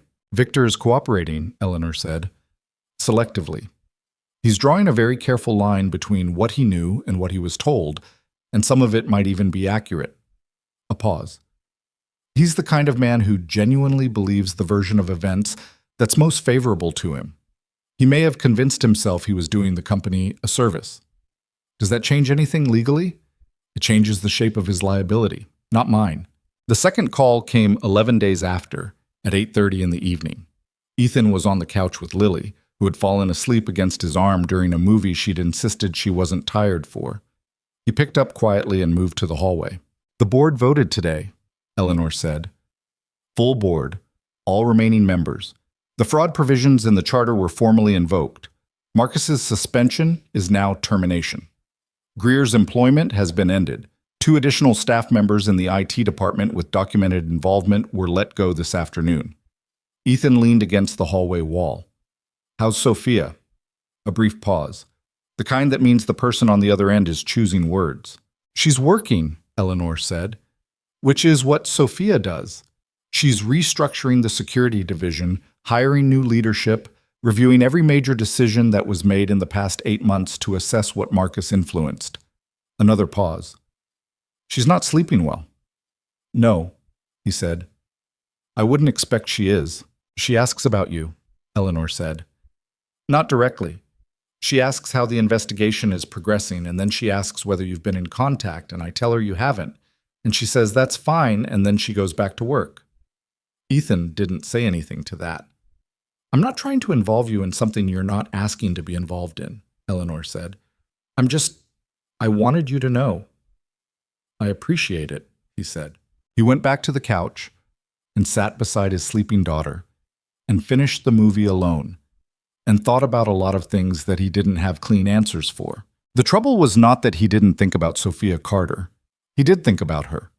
More than made sense for someone he'd known for a single night and a morning. But the thinking had a quality to it that was difficult to be straightforward about. Not the simple forward pull of attraction, though that was part of it, but something more complicated. The specific unease of a person who knows they're standing at the edge of a life that runs differently from the one they're in, and isn't sure yet which side of the edge is the right place to be. His life was not unhappy. He wanted to be clear about that, at least to himself. It was small in certain ways and large in others. It was built around Lily's school schedule and Mrs. Okafor's availability and the calibration of routes that minimized driving time on delivery nights. And it had been built that way deliberately, from the ruins of something bigger that had ended on a Tuesday afternoon in March 5 years ago when a doctor at St. Benedictine Medical Center had come into a waiting room and said Anna's name, and Ethan had known from the way the man walked what he was about to be told. He'd built the life he'd built on purpose. Every choice in it had been a choice, not a default. He wasn't someone who'd ended up here without meaning to. But sitting in the hallway at 8:45 on a Wednesday night, in the building with the bad elevator and the unexplained shoe outside 4C, having just been told by Eleanor Park that a woman he'd known for less than 24 hours was not sleeping well and asked about him in the oblique way that people ask about things they're not ready to ask about directly. Sitting there, he felt the specific restlessness of a life that was right but not quite complete pressing at him from the inside. He didn't call her, not that night. He went back to the couch and put his arm around Lily and let her sleep. The call that did happen came from Sophia's end on a Thursday afternoon 3 weeks after the boardroom. Ethan was between shifts, sitting at the kitchen table with his laptop open, working through a preliminary response to one of the contacts Sophia had mentioned. An infrastructure security consultant who'd reached out after Sophia had apparently followed through on her promise and made introductions without asking Ethan first, which he'd found characteristically direct. He was trying to figure out how to describe what he'd been doing for the past 5 years without it sounding like either an apology or an excuse, which was harder than it should have been when his phone rang. He looked at the number, didn't recognize it, picked up anyway. "It's Sophia." He closed the laptop. "Hey," he said. "I hope this is okay. Eleanor had your number." "It's okay." A pause. The kind of pause he'd come to recognize in their limited acquaintance as Sophia Carter, deciding how to say something she'd already decided to say. "I was wondering if you and Lily might want to come to dinner. Not a work thing, not a thank you dinner, nothing formal, just dinner." Another pause. "I can come to you if that's easier. I could bring food." He looked around the kitchen. The puzzle on the table, now completed and partially disassembled by Lily, who'd started picking at the edges the way she always did when a puzzle stopped feeling like a challenge.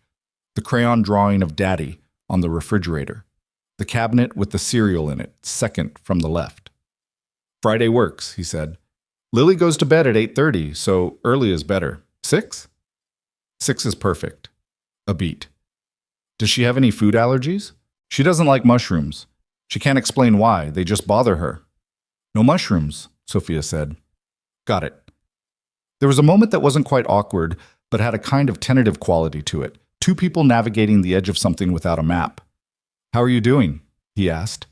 She was quiet for a second. "Honestly? Yeah. I've had better months?" A dry, brief sound that wasn't quite a laugh. "I'm fine. The work is good. The work helps. It's everything adjacent to the work that's..." She paused. "It's a strange thing to find out that people you trusted were performing loyalty rather than actually having it. You go back and re-examine everything, and you can't always tell the difference, even in hindsight." "No," he said. "You can't always." Does that get easier? That specific thing? Because you've been through something like it, I think. A different kind, but he thought about how to answer honestly. Not the answer that was comforting and not the answer that was unnecessarily bleak. "You stop looking for it after a while," he said. "Not because you stop caring. Because you get better at knowing which things deserve examination and which things you're just examining because you're in the habit of not trusting. The two feel the same for a while, and then they don't." A silence. "That's actually helpful," she said. "Thank you." 6 o'clock Friday, he said. "I'll be there." She arrived at 5:58 with 2 bags from a Thai place 3 miles across the city that Ethan had driven past maybe 100 times without ever going in. She was wearing jeans and a dark green jacket and looked more like the person she'd been at the kitchen table at 2 in the morning than the person on the Garrison Street billboard, which he registered without knowing exactly what to do with. Lily answered the door before Ethan got to it, because Lily had been monitoring the situation from the window for 15 minutes. Sophia crouched down in the hallway so she was at eye level. "You must be Lily." "You were sleeping on our couch," Lily said. "I was," Sophia said. "Your dad was very kind to let me." Lily considered this for a moment. "We have a puzzle," she said. "It's the ocean. We finished it, but I messed it up again." "I've done that," Sophia said. "Couldn't leave it alone?" "It was just sitting there," Lily said with the tone of someone who considers this self-evident. Sophia looked up at Ethan, who was standing behind Lily.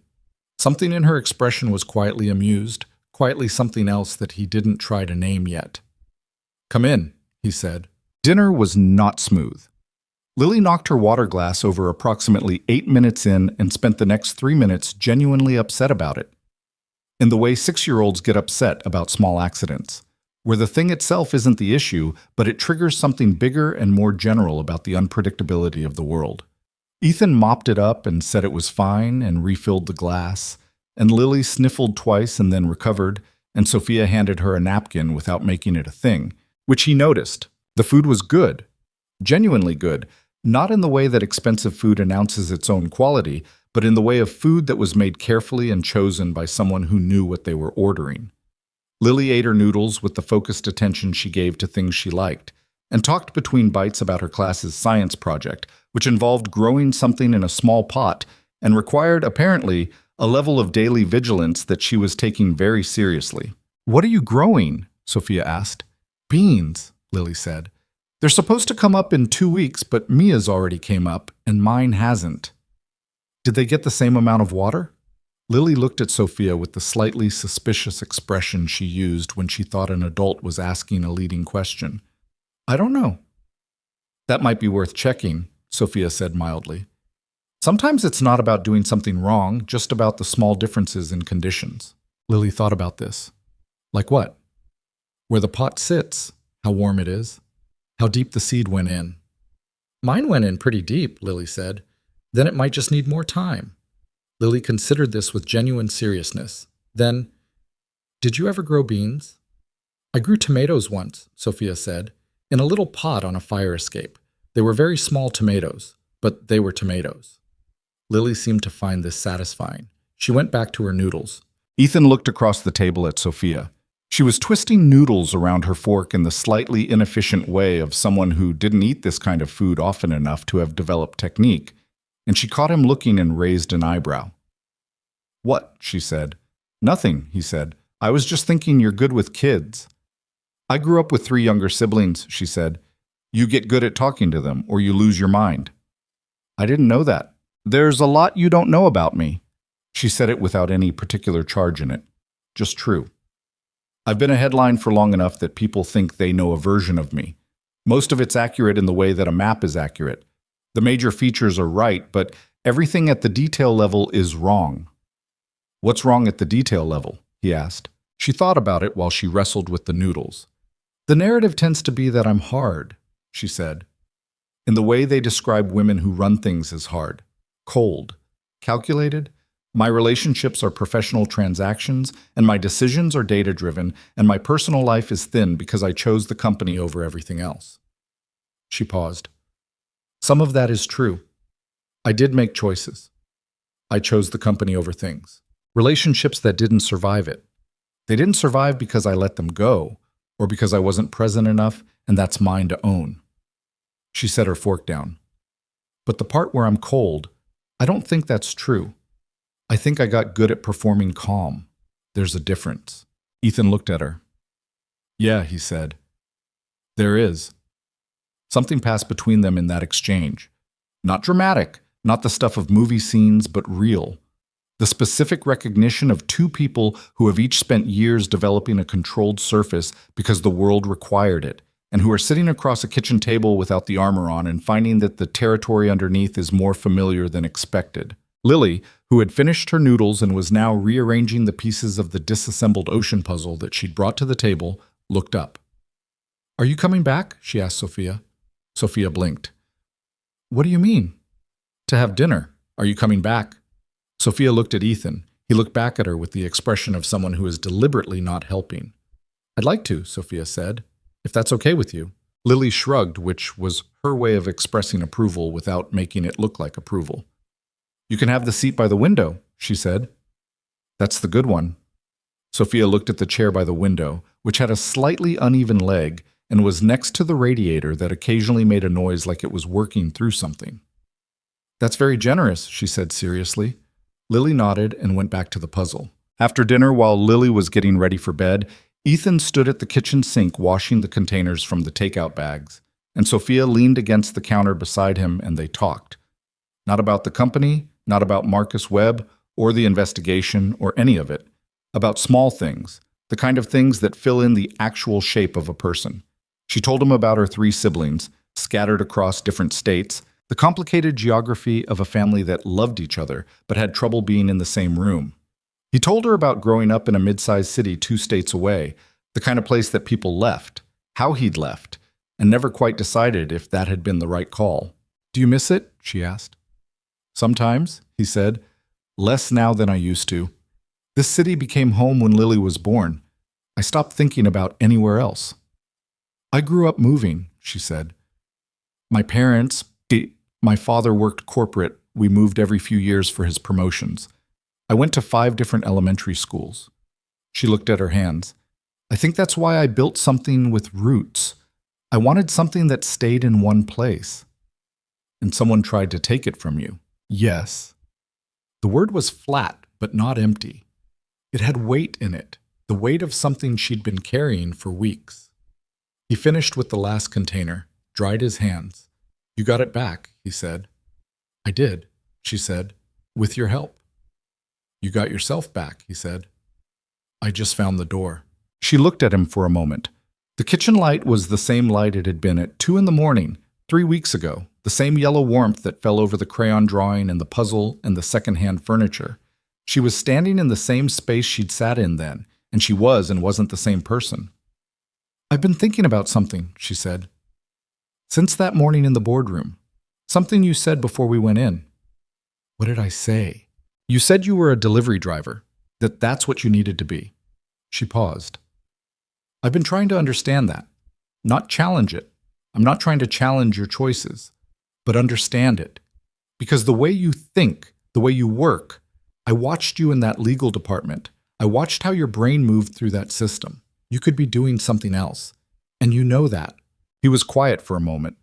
This was the conversation he'd been circling for 3 weeks, the one he'd been having with himself in pieces at the kitchen table and on delivery routes and in the dark at 1 a.m. when he should have been sleeping. "I could," he said. "I've been looking at it. The introduction you made. I've been in contact with that firm." Something moved in her expression. "You have?" "Yeah." He leaned against the counter. "It's not the same as taking a full position somewhere. It's consulting, project-based. I set the schedule." He paused. I'm not ready to be someone who misses pickups, who's not home for dinner. I can't do that to her, and I don't want to do it to her." "That's not a flaw," Sophia said. "I want to be clear about that." "I know it's not," he said. "It's just also a constraint." "Most of the best decisions I've ever made had constraints in them," she said. "You work inside the constraints. That's where the actual thinking happens." He looked at her. "That's not bad." "It's what I do," she said. Lily's voice came from the back hallway. "Daddy, I can't find my rabbit." "Check under the blanket," he called back. A pause. Then, "It was under the blanket." "There you go." Sophia was smiling. It was a specific smile. Not the professional measured smile of someone managing an impression, but an involuntary one. The kind that happens when something catches you off guard with its ordinariness. "You have to go tuck her in," she said. "I do," he said. 5 minutes. He went. Lily was in bed with the rabbit restored to its proper position and the nightlight on, and he sat on the edge of the mattress and listened to her give a summary of the day that included the spilled water at dinner in a tone that suggested it was now a neutral historical event rather than a catastrophe. "I like her," Lily said. "Yeah?" "She talked to me like a person." Lily looked at him. "Some adults talk to kids like kids." "What's the difference?" Lily thought about it with the focused expression she used for real problems. "Like a person is when they actually want to know what you think," she said. "Like a kid is when they already decided." Ethan looked at his daughter in the nightlight glow. 6 years old, and she'd just articulated something it took most people decades to understand. "That's a good way to put it," he said. "I know." She burrowed further under the blanket. "Is she your friend?" He thought about the honest answer, about the kitchen table at 2 in the morning, and the boardroom at 8:43, and the hallway with Eleanor on the phone and dinner tonight, and the way Sophia had said I wanted something that stayed in one place with a weight in it that wasn't entirely about buildings or companies. "I think so," he said. "Yeah." "Okay," Lily said. "That's good. You should have more friends." "I have friends." "Name them." He opened his mouth, closed it. Lily gave him a look that was too knowing for 6 and pulled her blanket up. Good night, Daddy. Good night. He went back to the kitchen. Sophia had stacked the dishes he'd left on the counter and was standing by the window that looked out over the street where the bus stop was, though you couldn't see it from this angle, just the street and the parked cars and the orange glow of the sodium lamp on the corner. She good? Sophia asked without turning. She's good. He moved to stand beside her at the window. She likes you, by the way. She's discerning, Sophia said. I could tell. A short silence. There's something I need to tell you, Sophia said. She turned from the window. Her expression had something in it that was between careful and decided, the look of someone who has thought about whether to say something and has concluded that not saying it is worse. The position I offered you, the infrastructure security division. Sophia, I'm not offering it again, she said quickly. I'm not going back on understanding why you said no. I'm telling you something different. She paused. I withdrew it from the market, the executive position. I'm not filling it the way I originally planned. He looked at her. I've been looking at the whole security structure, she said. Since the investigation started, since I had to look at every system that Marcus and Sloan compromised, I've been looking at what the actual gaps are. And the gap isn't an executive. The gap is in the architecture itself. The way the systems talk to each other, the way access is structured, the assumptions that were built in 5 years ago that nobody's challenged since. She met his eyes. What I need is a consultant, someone to come in on their own terms, on a flexible schedule, and audit the entire infrastructure from the ground up. Not a position, a project. 6 months, maybe 8. You set the hours, you work around whatever else you have going on. He was quiet. I know you're talking to the other firm, she said. This isn't instead of that. It could run alongside, or before. Or you could say no and I'll find someone else, and it won't be as good, but it'll be fine. He looked out the window, the sodium lamp on the corner, the quiet street. The thing was, and he knew this about himself, it was something he'd had to learn the hard way. The thing was that protecting the life he'd built didn't mean refusing to let it grow. Those were two different instincts, and he'd been confusing them for years. He'd been treating any change as a potential threat, any expansion as a potential loss. And the result was a life that was solid but standing still. Lily was 6. She was growing every day. She would need things that staying perfectly still couldn't give her. And he was 32, and he had a brain that had spent 5 years running errands for it. Send me the scope of work, he said. Sophia looked at him. Yeah?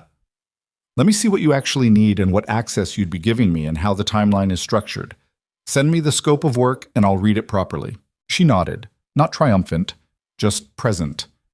I'll have Eleanor draft it. Not Eleanor, he said. You write it. If we're working together, I want to know what you actually think you need. Something in her expression shifted, a recognition. Okay, she said. I'll write it. Okay. She picked up her jacket from the back of the chair. She was leaving, and they both knew it, and there was an ease to the transition that they hadn't had 3 weeks ago, which was itself a kind of answer to a question neither of them had fully asked yet. At the door, she paused. The introduction I made, she said, to the consulting firm. You're not going to tell me I should have asked first? You should have asked first, he said. I know. A beat. I didn't know how to ask without it seeming like... I didn't want it to seem like I was buying something. I know, he said. That's why I didn't make an issue of it. She looked at him steadily. You're very hard to offend. Not really, he said. I'm just good at knowing the difference between things that deserve it and things that don't. She almost smiled. Right, she said. Good night, Ethan. Good night. The door closed. He stood in the small entryway for a moment, coat hanging on the hook beside him, legal pad on the shelf where he'd left it 3 weeks ago, 4 circled questions all answered, new questions starting to form. The building was quiet. Lily was asleep.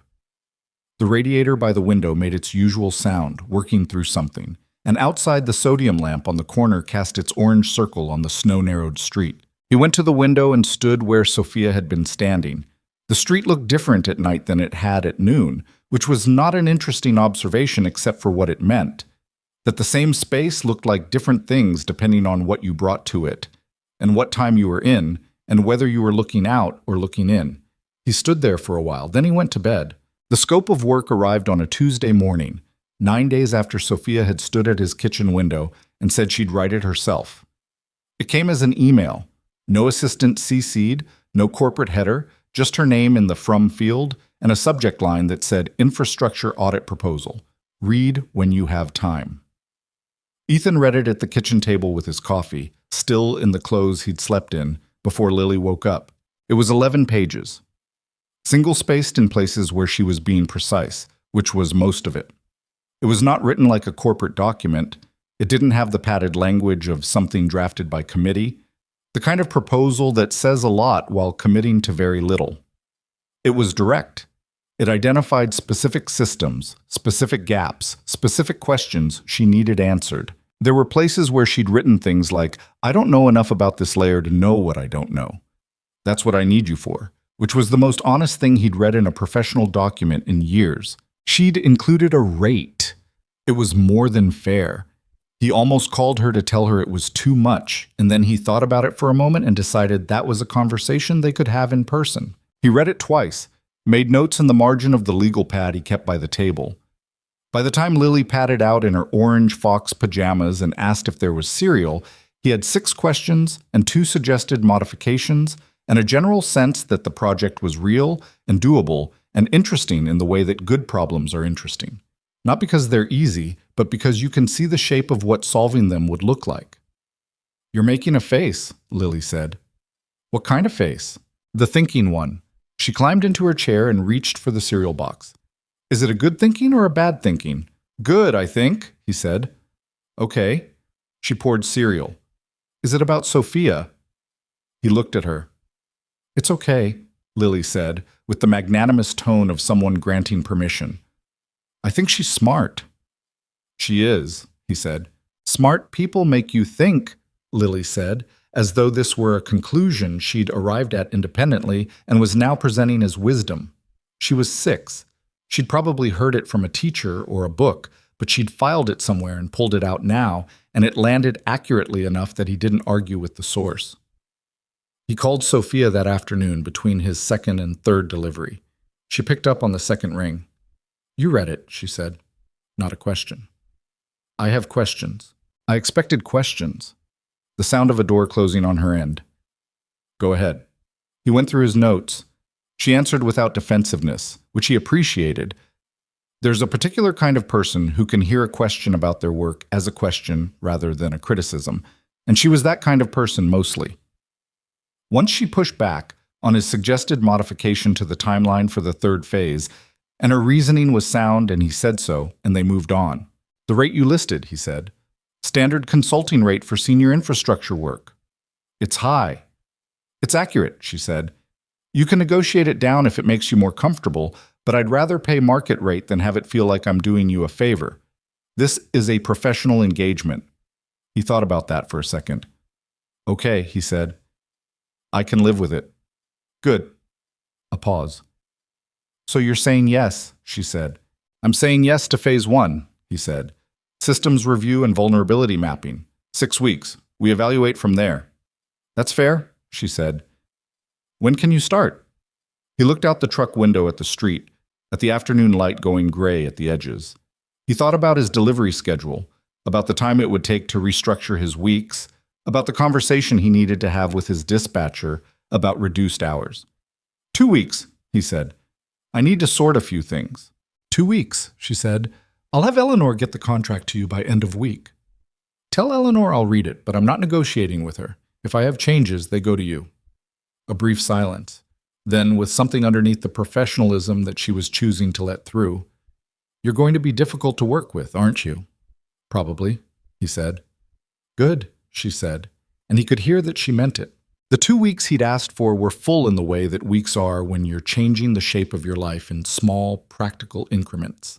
He talked to his dispatcher, a weathered man named Pete, who'd known Ethan for 3 years and taken the news of reduced hours with a shrug and a comment about not being surprised, which Ethan found ambiguous in a way he decided not to examine. He restructured his schedule so that deliveries ran Tuesday through Thursday evenings and alternating Saturdays, leaving Monday, Wednesday, and Friday for the consulting work. He told Mrs. Okafor about the change, and she said she could cover the additional pickup days for now, and he added a meaningful increase to what he paid her, and she pretended to protest and then stopped pretending. He told Lily last, not because he was avoiding it, but because he wanted to have the whole picture before he explained it.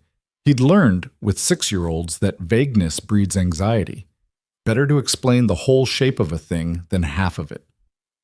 They were at the table doing her homework, a worksheet about animal habitats, which Lily was completing with a level of editorial commentary about the accuracy of the pictures that suggested she had opinions about scientific illustration. I'm going to be doing some different work, he said, on some of the days when you're at school. She looked up. What kind of work? Computer work, system stuff. For a company. Sophia's company? Yeah. She looked back at the worksheet, drew a careful line connecting a polar bear to its habitat. Are you going to have to go away? No, he said. I'll still be here when you get home. And pickups? Mrs. Okafor on the new days, same as now. Lily drew another line. Fox to forest. Okay, she said. That's it? Just okay? She looked up. Daddy, I'm 6, not a baby. She returned to her worksheet. I know you have to work. He looked at his daughter for a moment, at the serious set of her small face, the careful way she held her pencil, the glow-in-the-dark stars she'd asked him to put on the bedroom ceiling because she'd read that some stars were so far away the light took thousands of years to reach you, and she'd wanted to fall asleep thinking about that. She was not a baby. She hadn't been for a while.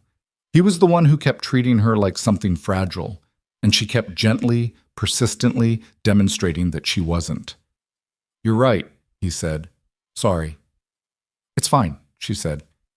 You worry. It's your job.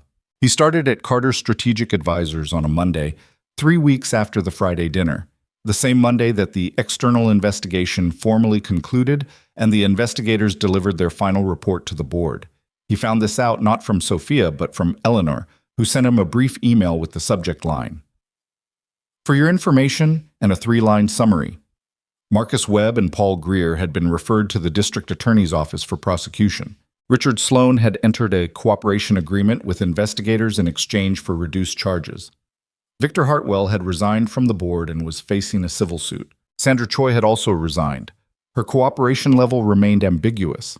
That case, Eleanor noted, was still open. Ethan read the email at his desk. Not his old desk, not an executive suite. Sophia had set him up in a small office on the 6th floor, one of the standard consultation spaces near the legal department, close enough to the IT infrastructure hub that he could pull physical access when he needed it. The office had a window that looked at another building and a plant on the windowsill that was either very hardy or plastic.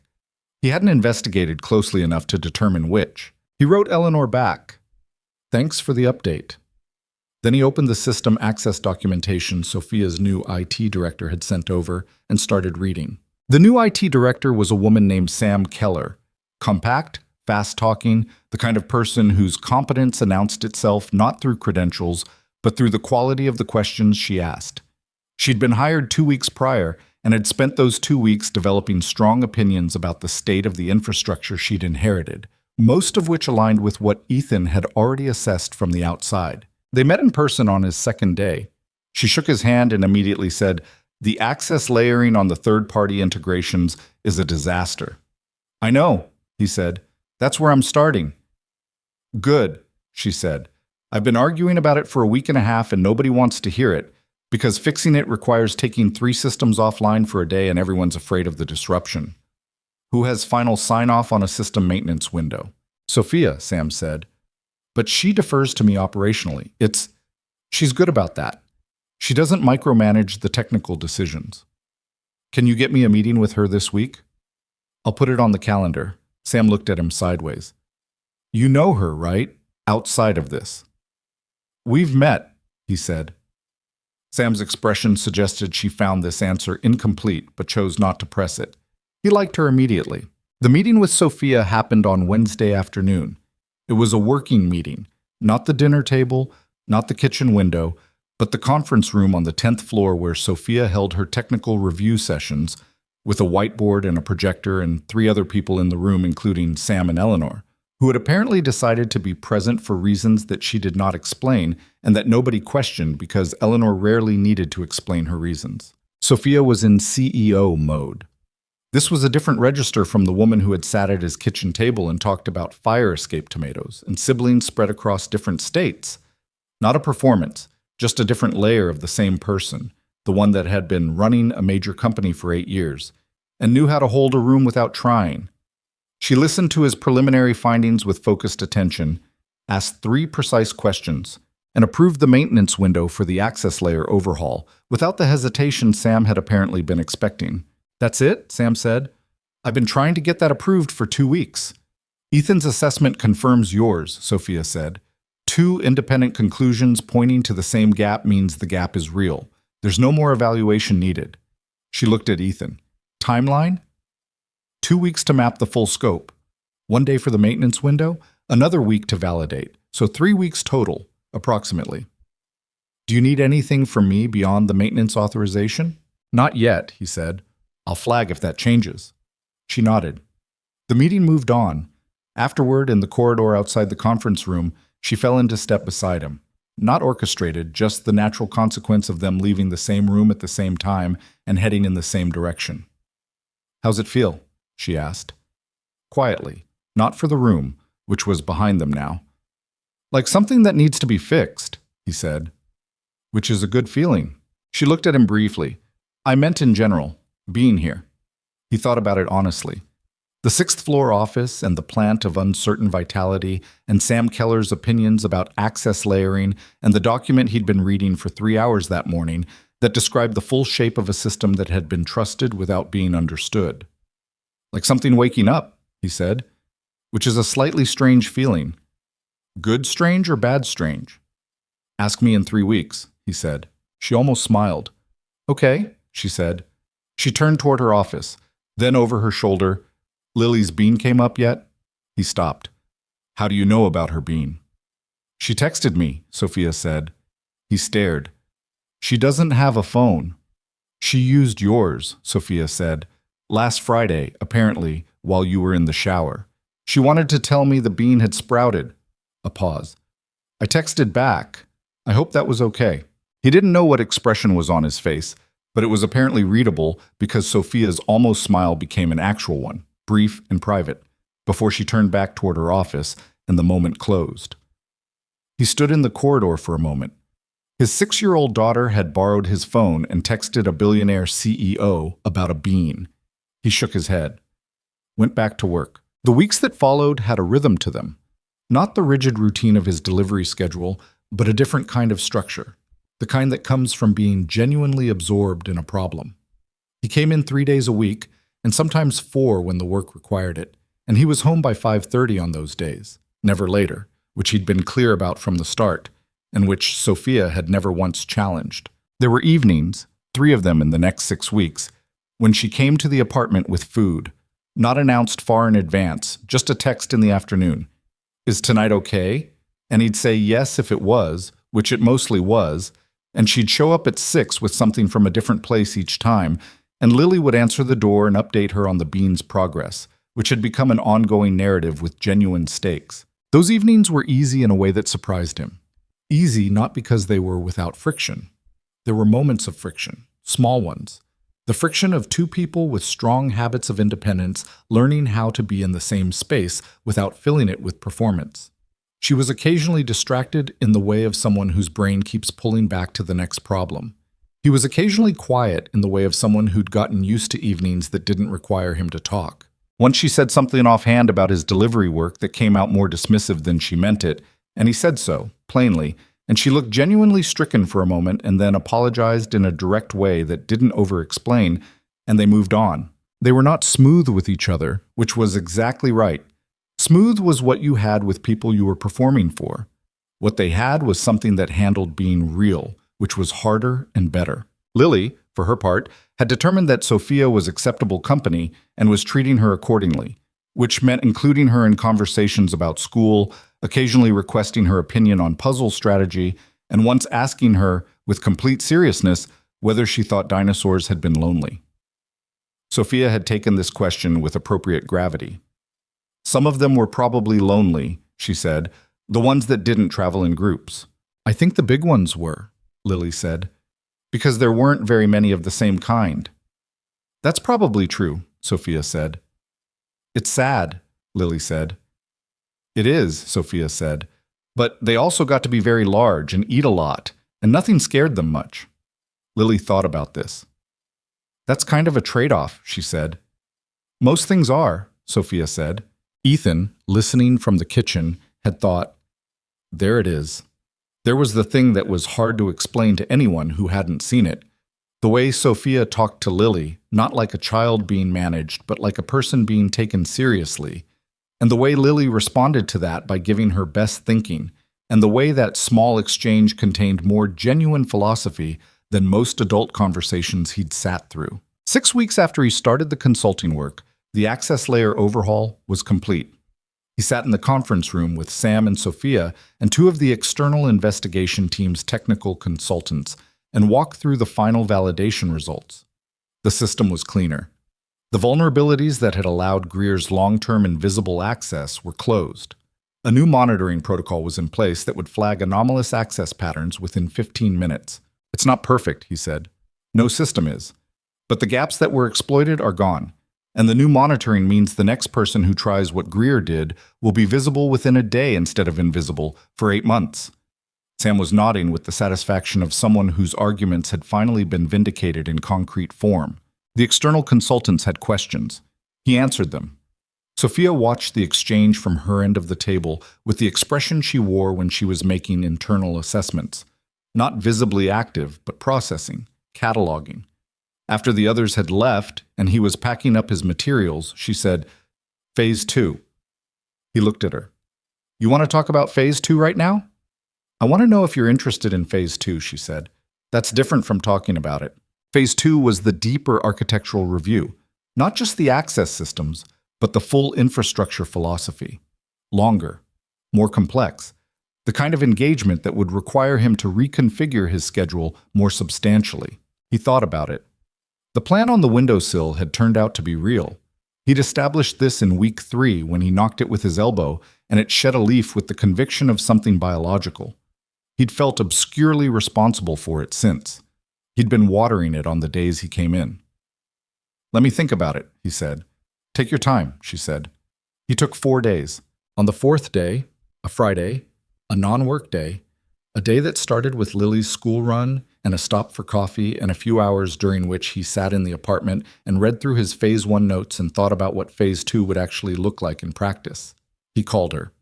She picked up on the first ring, which meant she'd seen his name and picked up, which was different from simply being available. Yes, he said, a pause. Not a surprised one. More the pause of someone receiving confirmation of something they'd already assessed as probable. Okay, she said. We'll talk terms Monday. Yeah, he said, but I want to say something first. Go ahead. He was at the kitchen table. The completed ocean puzzle was on the shelf now. Lily had decided to leave it assembled this time, had even asked him to find the box so they could put it up properly. Outside, the February light was thin but present, doing its honest work on the snow that was finally, grudgingly, starting to recede from the streets. I've been thinking about what you said, he said, months ago, the first dinner, about building something with roots because you'd spent your whole childhood moving. I remember, she said. I spent a long time thinking the roots I had were the whole point, he said. Like the point was the staying still, rather than the thing I was staying still for.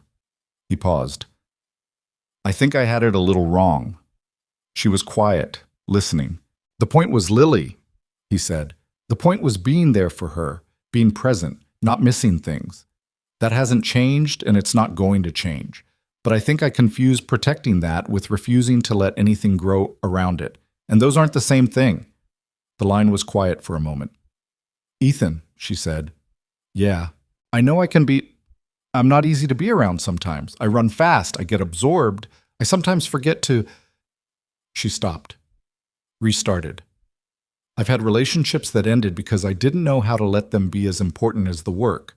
I'm not going to pretend that's not part of my history because you'll figure it out anyway. I know, he said. You know? Eleanor mentioned it, not directly, but she mentioned it, a sound that was almost exasperation. Eleanor tells you things. Eleanor wants things to turn out well, he said. She was being informative.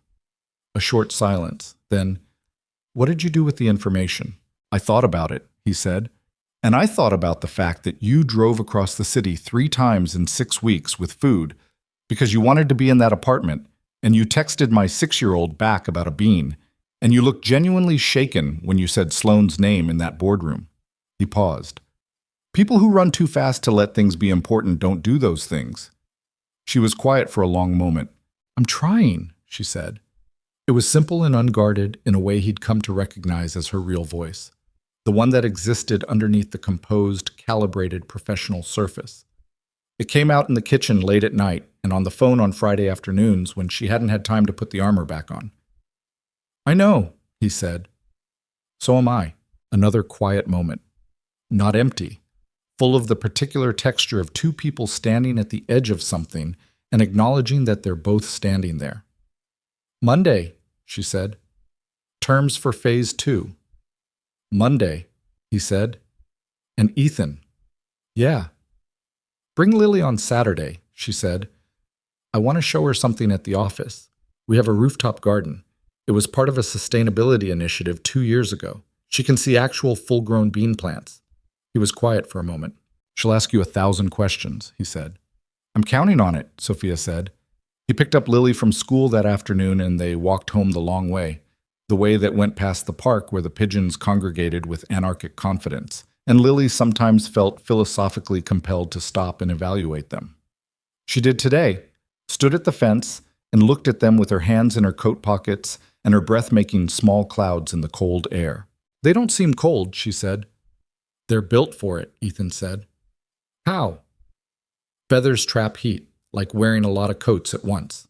She considered this. I want feathers, she said. You have a very good coat. It's not the same, she said. Feathers are yours. The coat I can take off. He looked at his daughter. At the way she'd framed that, the distinction between something given to you and something that belonged to you intrinsically, that couldn't be removed. 6 years old, standing in front of pigeons, making a point about security and identity that half the people he'd ever worked with hadn't managed to articulate. You're right, he said. That's different. She looked up at him. Sophia said I can come to her building on Saturday to see the plants.